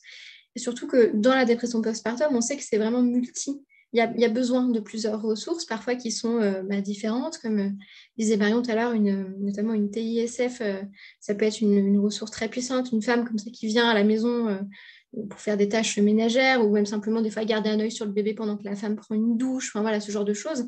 On n'est pas dans de l'accompagnement psycho-émotionnel, mais par contre, on est dans une vraie ressource de soutien et de présence au quotidien qui est extrêmement rassurante. Les femmes sont extrêmement seules aussi en postpartum, et donc parfois d'avoir quelqu'un qui vient comme ça la journée, ça leur permet de pouvoir échanger, de pouvoir aussi voir quelqu'un. Donc en termes de sociabilité, c'est hyper important aussi. Et puis ça rythme aussi parfois les journées qui peuvent être un peu, toutes les mêmes et rentrer dans cette routine parfois un peu insupportable.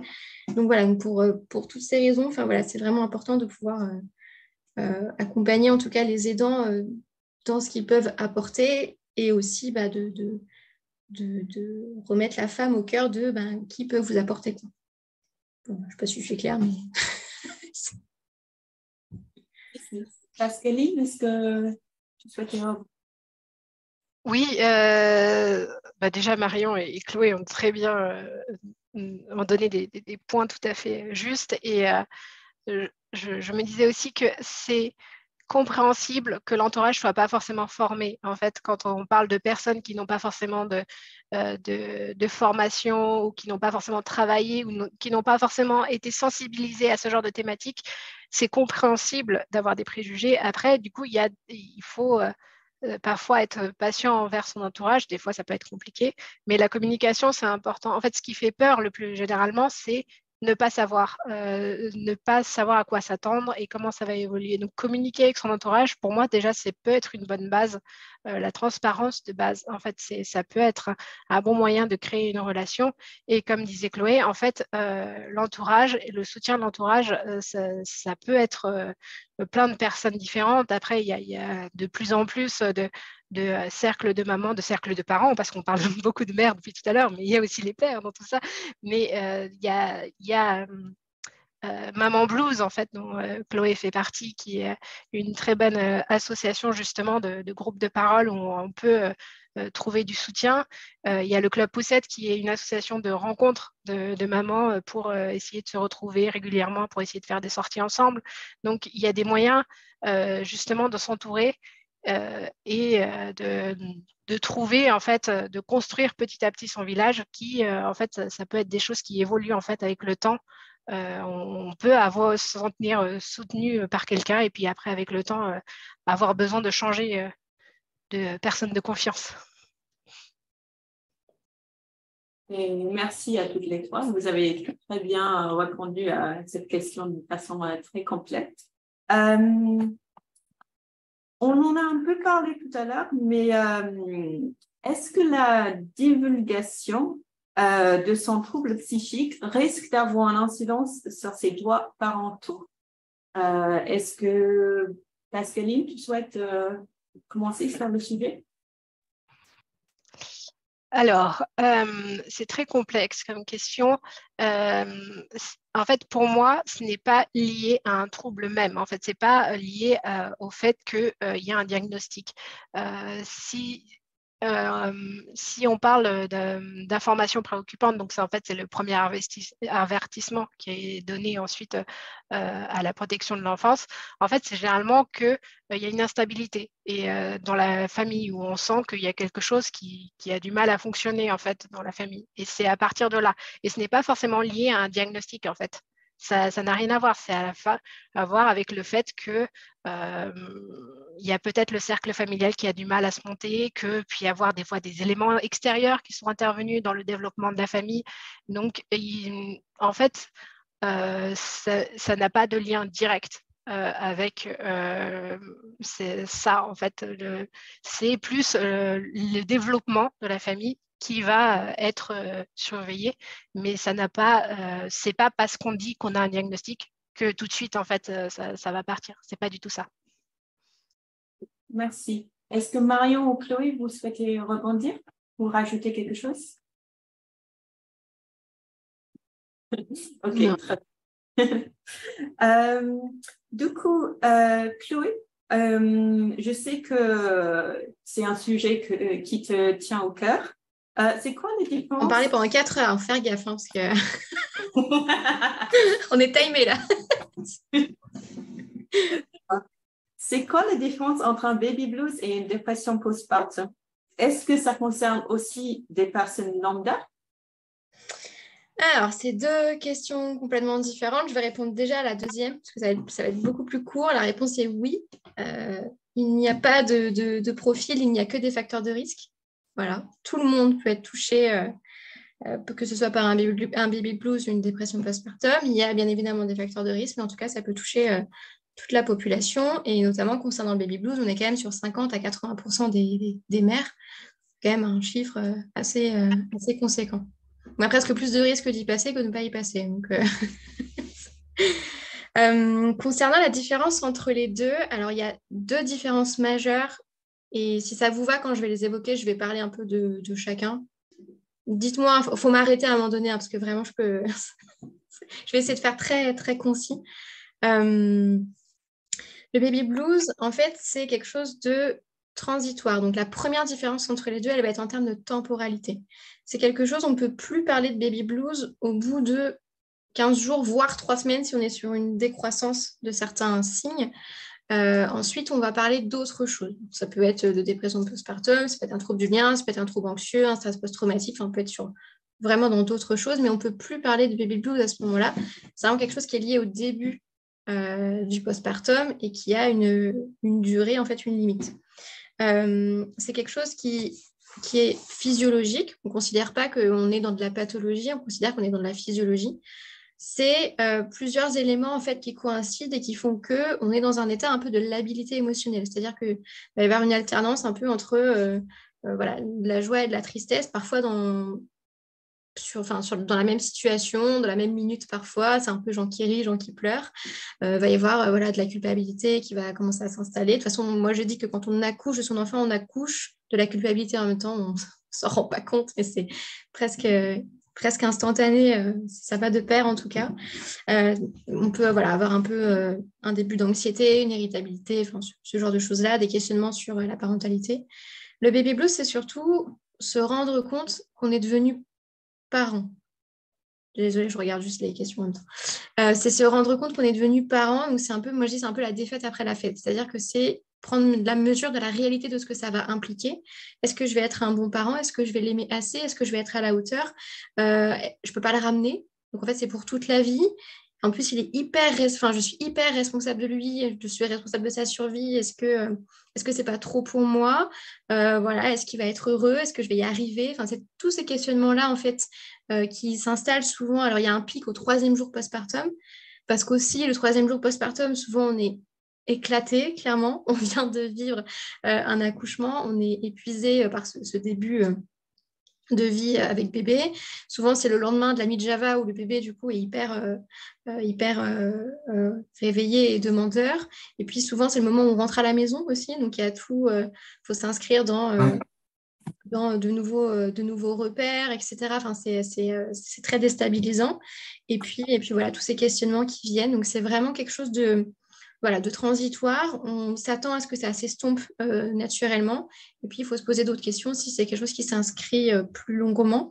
Et puis, pas hésiter, bien évidemment, si on sent à la maternité que c'est compliqué, demander peut-être à voir la psychologue, à en parler, en tout cas, aux professionnels de suite de couches qui sont là, normalement, qui sont formés pour le coup sur ce sujet-là et qui savent, normalement, plutôt très bien, en tout cas, accompagner les mamans dans ces moments un peu de vulnérabilité liés au postpartum. Je n'ai pas parlé des hormones parce que souvent on dit on donne souvent la part belle aux hormones. Bien évidemment que la chute hormonale aussi joue un rôle dans cet état psycho-émotionnel un peu perturbé. Ensuite, la dépression postpartum. Donc ensuite, le deuxième point, et là je vais pouvoir parler vraiment de la dépression postpartum, donc c'est l'intensité.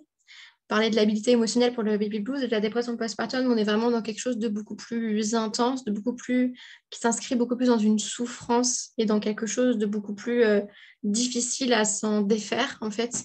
Quelque chose moi je dis que c'est une tache d'encre, c'est un serpent un peu, elle s'infiltre comme ça sans qu'on s'en rende vraiment compte, en fait.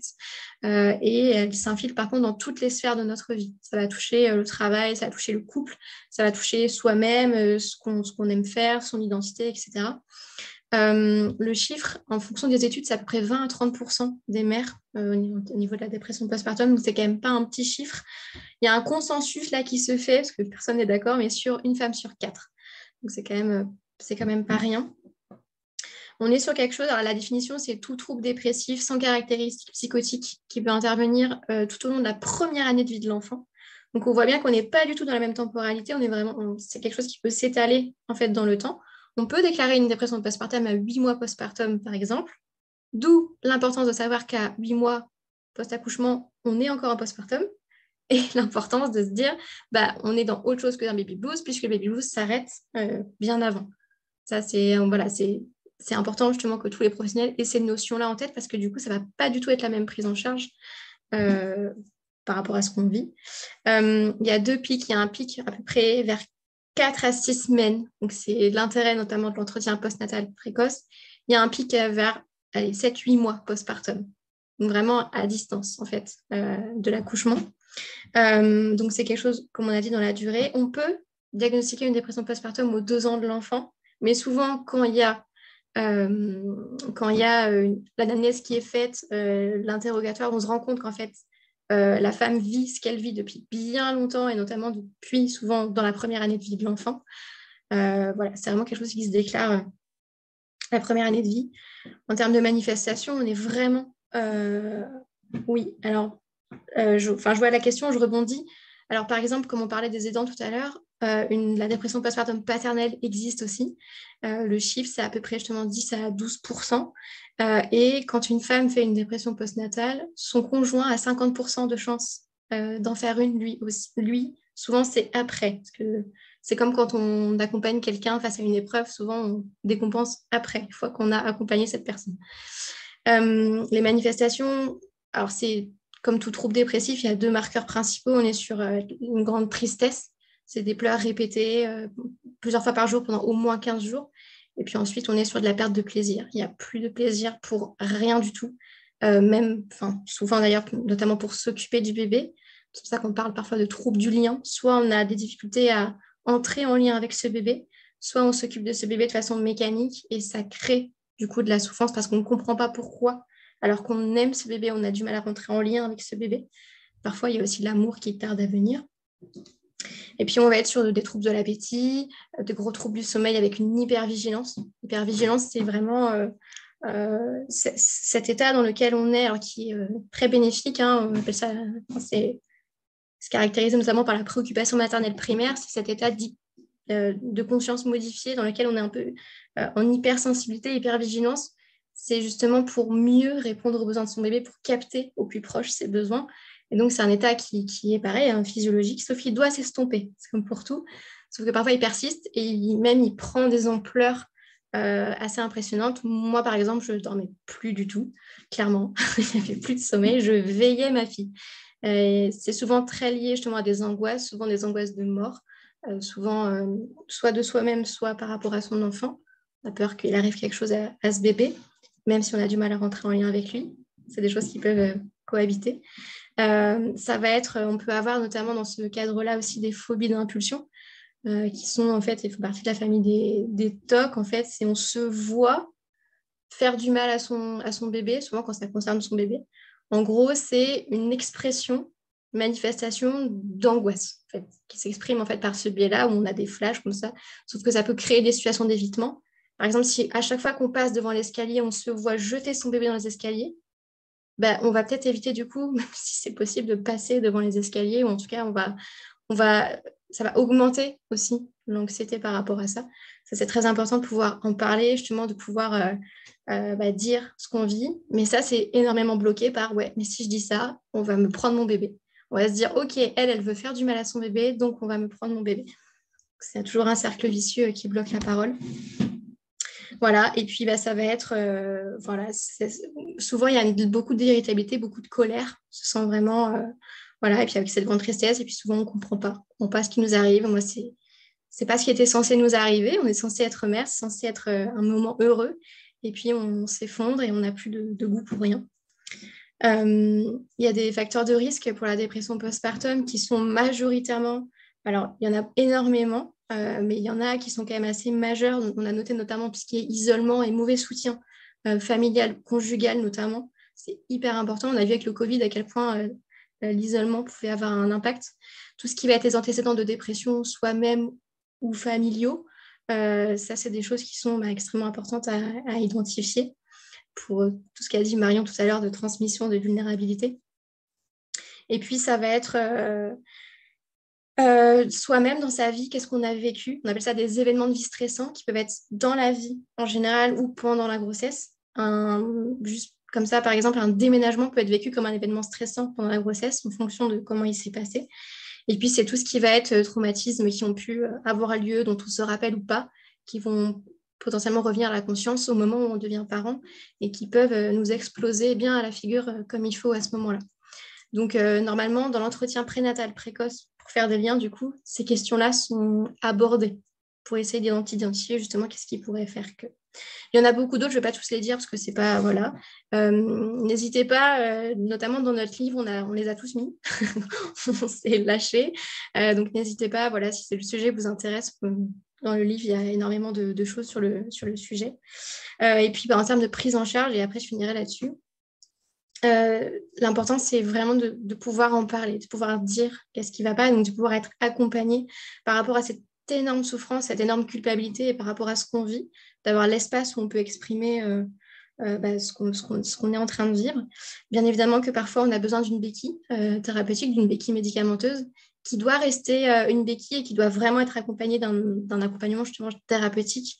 C'est vraiment la prise en charge première.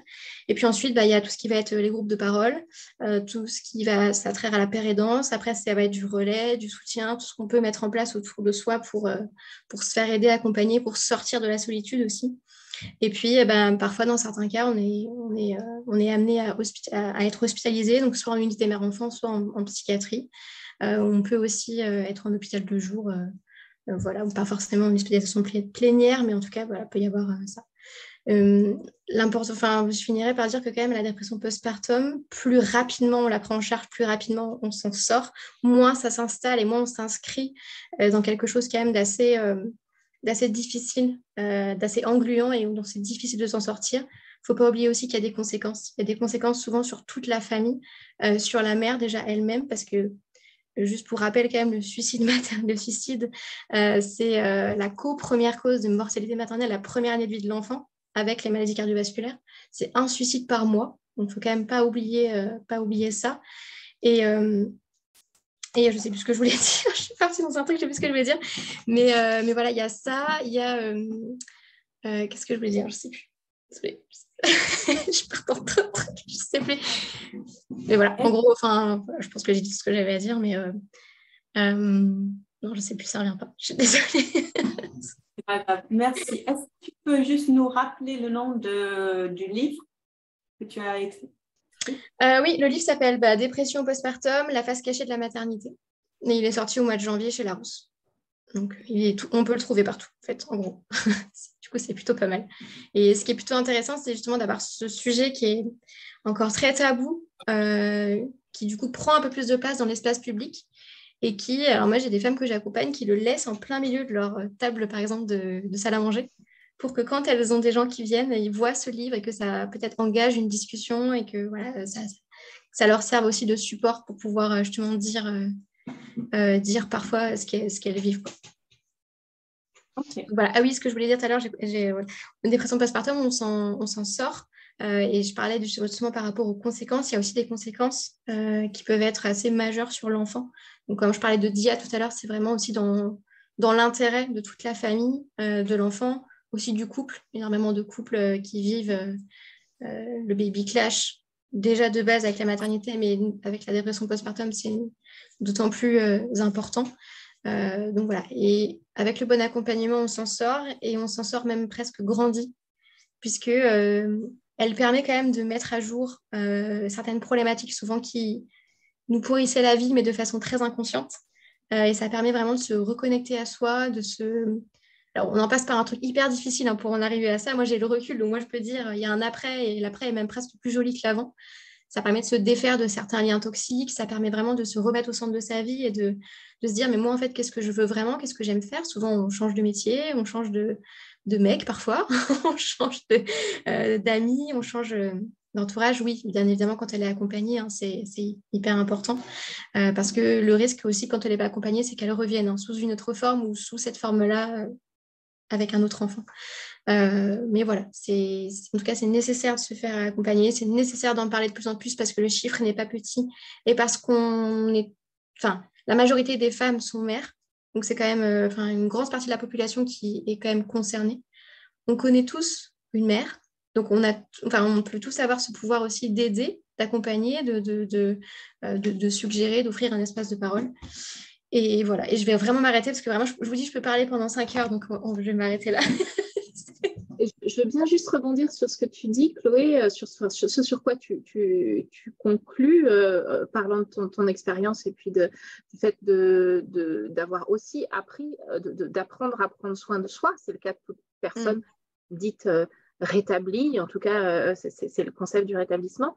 Et je pense que c'est aussi ça qu'on transmet. On parlait de transmission d'une vulnérabilité génétique, mais on transmet aussi quand on a traversé un épisode de cette ampleur, ou plusieurs d'ailleurs, on transmet aussi tout un champ de compétences et d'apprentissage et de vigilance aussi, de regard porté sur sa propre... Le fait d'avoir juste conscience qu'on a une santé mentale, 80% de la population n'en a pas forcément conscience que c'est un sujet et que c'est un objet d'intérêt, et au même titre que d'autres, que la santé globale, que la santé physique.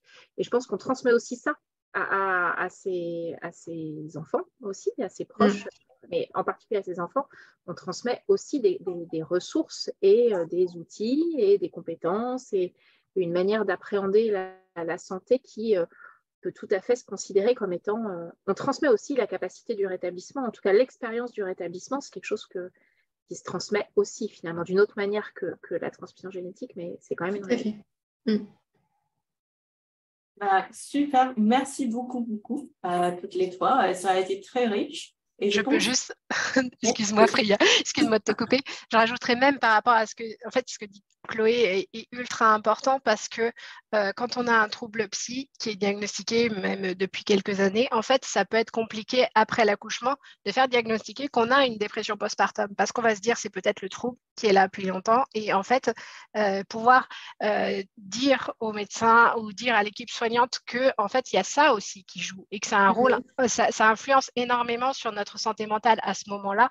Donc, c'est important en parler, de former, de sensibiliser sur ces sujets-là parce que les usagers en psychiatrie sont quand même les premiers concernés par ce genre de choses et pouvoir en parler, c'est quand même super important. Merci Chloé. De rien. Merci beaucoup à toutes les trois. Je pense qu'on a un petit peu de temps maintenant pour des questions. Oui, je pense qu'on va y aller. Alors, juste pour rappel, les questions posées par Pascaline sont celles qui lui ont été posées lors de ses accompagnements en tant que père aidante. Et donc, il y avait effectivement plein d'autres questions qui pouvaient apparaître concernant les enjeux de la parentalité, hein, comme le soulignait un participant. Alors, comment parler du trouble psychique que l'on vit à ses enfants? Comment trouver des ressources éducatives, notamment en cas de crise chez le parent concerné, et comment être attentif aux besoins de son enfant quand on est concerné par un trouble psychique récurrent. Même si sur l'ensemble de ces 3 aspects, il y a eu quelques petits éléments de réponse dans votre prise de parole. Donc oui, cette question, c'était une demande d'élargir le champ de la périnatalité à la question de la parentalité de manière plus globale, et que c'est vrai que il y a ces enjeux des premiers jours, et puis il y a aussi la question d'être parent vivant avec un trouble de santé mentale chronique, là, en l'occurrence, ou en tout cas récurrent peut-être. Alors, comment en parler? C'est un grand sujet. Je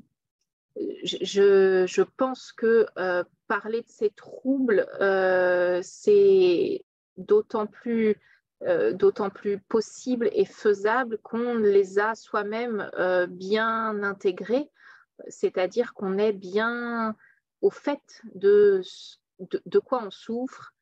Qu'est-ce que ça veut dire? Donc, plus on est au courant, plus on est informé, plus on est expert de ses propres troubles, plus on pourra en parler de la manière la plus adaptée possible à ses proches et à ses enfants en particulier. Donc, cette question de quoi dire, c'est une question qu'on a souvent comme accompagnant, psychiatre adulte, accompagnant des gens qui ont des troubles de santé mentale, et de dire, mais qu'est-ce que je dis à mon enfant de 4 ans, de 8 ans, de 12 ans, de 14 ans? Et donc, je n'ai pas une réponse absolue, à part plus on se connaît, plus on comprend les enjeux, plus on est psychoéduqué, ou en tout cas plus on est expert, quoi, plus on pourra en parler. Pour autant, je pense que ça s'accompagne, ça aussi, et que, par exemple, j'ai le souvenir que pour des enfants petits, j'avais pu recevoir en entretien familial un jeune homme qui avait des troubles bipolaires, en l'occurrence, en tout cas unipolaire dépressif très sévère, et qui avait un enfant petit de 6-7 ans. Et donc, on avait parlé de maladie de la tristesse. C'est sûr qu'il faut forcément trouver les mots pour que l'enfant puisse comprendre, et trouver des mots qui... Ouais, en tout cas, ce qui me vient, c'est plus on se connaît bien, mieux on se connaît, plus on est capable de partager avec, évidemment, les mots qui parlent aux enfants. Et puis aussi, on ne peut pas parler de maladie sans parler de solutions. Je pense pour les enfants et pour les proches, le pire serait de ne rien dire et de passer sous silence. Mais parler des troubles, c'est parler du fait qu'il y a des traitements, il y a des soins, que maman ou papa est accompagné, qu'on fait ce qu'il faut, et qu'on fait tout ce qui est possible de faire pour que ça aille mieux. Enfin, j'aurais ces 2 idées-là qui me viennent. C'est une toute petite partie de la question. Je vais rajouter... Moi, j'ai des choses à rajouter sur ça. Je pense que c'est dès tout petit, c'est-à-dire qu'à partir du moment où on sent que soi-même, on a peut-être envie de dire, je suis tout à fait d'accord avec la notion d'être au clair avec ce qu'on vit. Je pense que c'est vraiment la base de tout pour pouvoir justement expliquer ce qu'on vit et trouver les mots. Ensuite, par rapport à l'enfant, bien évidemment, il faut trouver des mots adaptés. Donc, on va adapter aussi à l'âge, mais parfois, on va aussi adapter aux questions. Parfois, quand l'enfant va nous poser, on va forcément apporter certaines réponses. Ça va convenir ou ça ne va pas convenir, il va falloir aller plus loin. C'est par rapport aussi aux demandes de l'enfant. Et puis avec les enfants, on peut utiliser notamment des images, des métaphores, on peut utiliser aussi des dessins. Ça marche assez bien. Il y a notamment concernant la dépression postpartum, et je sais aussi que d'autres troubles aussi, il y a des supports, des livres notamment. On peut s'aider de ça pour... souvent les enfants aiment bien quand ça passe en plus par ce biais-là. C'est un peu un biais de médiateur. Ça peut bien... ça peut bien fonctionner. Et puis, bah oui, je trouve que la médiation aussi avec un professionnel peut être vraiment intéressante pour traduire un peu ce qui peut se passer en mots quand soi-même c'est difficile d'expliquer. Mais en tout cas, de mettre du sens derrière les choses, de dire aussi c'est pas de ta faute, parce que l'enfant va tout de suite prendre les choses pour soi. S'imaginer, les enfants hein, sont comme ça, s'imaginent en fait que tout leur est dû, tout est de leur faute, alors qu'en fait, pas du tout. C'est de dissocier en fait, non, je suis malade parce que ça et c'est pas de ta faute. Notamment dans la dépression postpartum, il y a une grande culpabilité, donc c'est important autant pour soi de dissocier. Oui, c'est parce que je suis devenue maman que c'est compliqué, mais ce n'est pas de ta faute à toi en tant qu'enfant, en tant que mon enfant. Donc, c'est important de dissocier les deux. Et puis, ça met du sens derrière les choses. Les enfants ont besoin de comprendre, ont besoin de sens. Alors, pas forcément de façon très profonde, mais en tout cas, ils ont besoin d'avoir des explications derrière leurs questions. Parce que sinon, ça crée en fait des non-dits, ça crée de l'angoisse, ça crée un certain comportement, ça crée de l'agressivité, enfin, ça crée tout ça en fait. Et parfois, de poser des mots, ça fait aussi du bien à soi. Aussi, parfois, on se sent soulagé, parfois d'avoir dit, d'avoir expliqué, d'avoir partagé. Et en tout cas, c'est primordial, c'est hyper important. Et pour moi, dès tout petit, vraiment même dès bébé, moi, je sais que personnellement, ma fille, je lui ai toujours parlé, toujours expliqué un peu ce que je vivais. J'ai toujours pleuré devant elle. En même temps, je n'avais pas trop le choix, mais enfin voilà. Et ça a contribué au fait qu'elle a très bien compris, qu'aujourd'hui, elle sait... Moi, elle a écrit un livre. Ce livre, il parle de ça, parce que oui, vous savez, des fois, c'est dur d'être parent. Elle sait qu'il y a tous ces questionnements derrière, mais elle sait aussi que ce n'est pas de sa faute, que je l'aime très fort. Et elle aura plein de supports après pour mieux comprendre. Quand elle va grandir et quand elle aura d'autres questions un peu plus poussées, j'aurai d'autres réponses plus poussées à lui apporter. Mais pour l'instant, en tout cas, ça fonctionne plutôt bien. En parlant de support, je sais qu'il existe, pardon, je te laisse la parole juste après, parce qu'il il y a des livres, par exemple, Maman roule à 2 vitesses. Je sais que ça existe par rapport à la bipolarité. Et du coup, oui, effectivement, ça peut être une bonne façon d'expliquer avec des images, avec des mots qui ne viennent pas forcément très facilement. Donc, Pascaline, vas-y.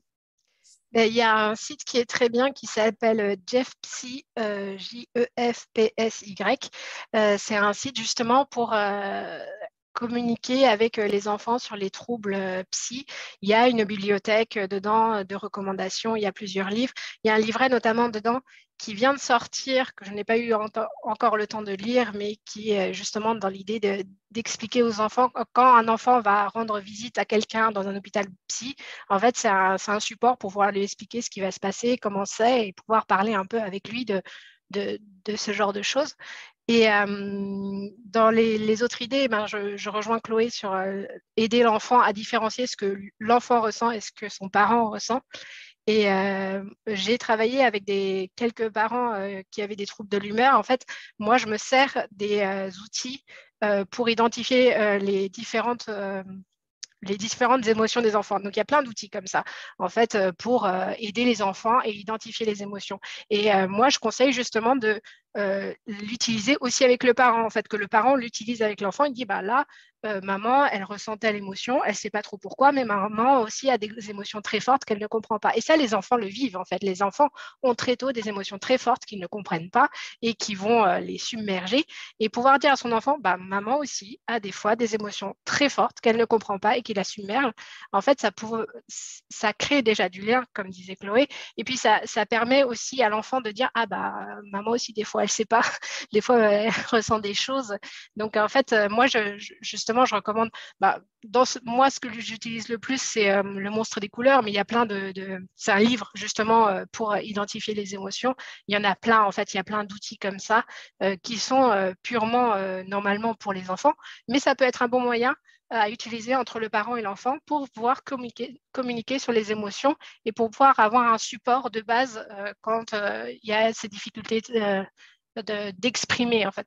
Et juste pour finir, moi, je déconseille de parler les taux de diagnostic, attendre un peu, parce que ça, c'est compliqué, mais ouvrir l'enfant à la différence, en fait, dire, voilà, il y a plein de gens différents, chaque personne a des besoins différents. Une personne en fauteuil roulant va avoir besoin d'aide pour monter les marches ou ce genre de choses. En fait, une personne qui a des allergies alimentaires, va falloir faire attention. Donc, ouvrir l'enfant à la différence, ça va l'aider aussi à comprendre que en fait, les gens de base aussi peuvent ressentir des choses différentes, peuvent vivre des choses différentes. Donc, c'est aussi un bon moyen d'aborder cette question-là, de dire, en fait, voilà, maman, elle a un fonctionnement différent, mais chaque personne, en fait, est différente et c'est OK. Et je rajoute juste une dernière chose, et après, promis, je me tais, mais c'est aussi très bénéfique, finalement, pour l'enfant de se montrer aussi faillible. Parce que c'est pas parce qu'on est parent qu'on est plus faillible, en fait. On a aussi des fragilités, on a aussi des questionnements, des souffrances, des émotions qui sont dites négatives, entre guillemets. Et en fait, c'est hyper bénéfique pour l'enfant parce que ça équilibre justement la relation. Ma mère, c'est pas un super-héros qui ne ressent jamais rien ou qui sourit tout le temps. Ma mère, c'est aussi des hauts et des bas. Et en plus, ça apprend. C'est dans cette dynamique aussi d'apprendre à l'enfant à décrypter ses émotions, aussi à travers les nôtres. Tu vois, moi aussi, des fois, je ressens de la tristesse. Et quand je ressens de la tristesse, je fais ça, ça, ça. Toi, c'est pareil. Et en fait, c'est hyper bénéfique. Et on diabolise beaucoup ça. La mère devrait être cette femme toujours souriante, toujours très patiente, très qui a plein d'outils dans sa poche et avec qui tout se passe toujours bien. En fait, c'est pas du tout la réalité. C'est un être humain comme un autre avec c'est ce qu'elle traverse, avec ses pathologies, avec son vécu, sa personnalité. Et elle s'adapte aussi et puis elle fait des erreurs. Et fort heureusement qu'elle en fait, parce que les erreurs, c'est très, très utile. Et puis ça apprend ça aussi aux enfants. Justement, maman, sur la maternité, elle s'est un peu cassé la figure, quoi. Mais maman, elle a pris le taureau par les cornes et elle y est allée, quoi. Elle s'est fait aider, elle s'est fait accompagner. Donc, tu vois, quand on ne sait pas ou quand on n'arrive pas, on se fait aider et en fait, c'est super chouette. Et après, on est encore plus fort. Je trouve ça vraiment plutôt une belle leçon, même de vie pour les enfants. Enfin, moi, je le vois comme ça. Après, je conçois que ça soit compliqué et qu'on puisse ne pas le concevoir comme ça. Je pense que c'est personnel aussi, ma façon de voir les choses, mais voilà. En tous les cas, en vous écoutant tout au long de ces 2 heures-là, on se dit qu'est-ce que ce serait chouette d'avoir des espaces où les personnes qui vivent avec des troubles psy et qui vivent ces situations de parentalité, qui vont devenir parents ou qui le sont et qui sont parfois en difficulté pour répondre, qu'ils puissent avoir des espaces d'échange entre pairs parce qu'on apprend énormément aussi du fait que toutes les 3, vous avez été mères, vous êtes passées par ce cap-là, malade ou pas malade d'ailleurs, avant. Et je me dis aussi que par rapport à la réhab, aux soins de réhab, puisque c'est le cœur de notre activité au niveau du CREAPS, il y a beaucoup encore à faire de ce côté de la parentalité, de soutien à la parentalité. Alors déjà, peut-être oser questionner ce projet de manière systématique finalement, parce qu'on en parle beaucoup trop peu. Et puis, on voit bien qu'on a peut-être à construire avec tout un tas d'acteurs qui sont extérieurs aussi aux soins, un socle de ressources, à proposer aussi des programmes qui répondent aux besoins des parents ou des futurs parents. Je pense à l'éducation thérapeutique, la question de l'amélioration du fonctionnement cognitif, la thérapie comportementale, l'entraînement aux habiletés sociales, savoir aussi demander de l'aide, c'est aussi important. Bien sûr, la pérédance, et on a vu le rôle central que vous avez toutes les deux, Pascaline et Freya, dans ce goûter. On a évoqué aussi la question du soutien et de la psychoéducation des proches, des parents de parents.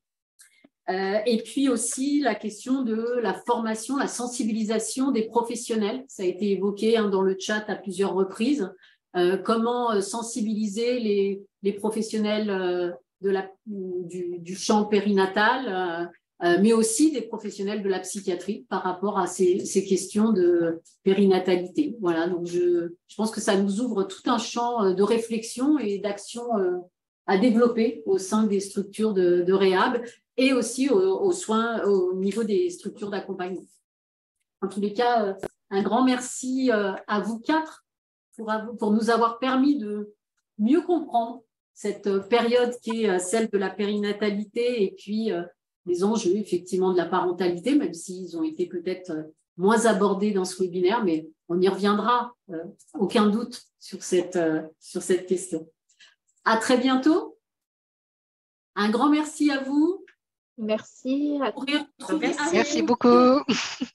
J'ai oublié de vous dire que le prochain goûter de la Réhab, c'était le lundi 25 septembre avec l'intervention du docteur Nicolas Rintaud. Soyez Réhab. On viendra à nouveau parler des pratiques de Réhab. À très bientôt. Prochainement, le webinaire sera disponible sur le site du CREPSI, comme je vous l'ai dit en tout début d'intervention. À bientôt. Merci. Merci.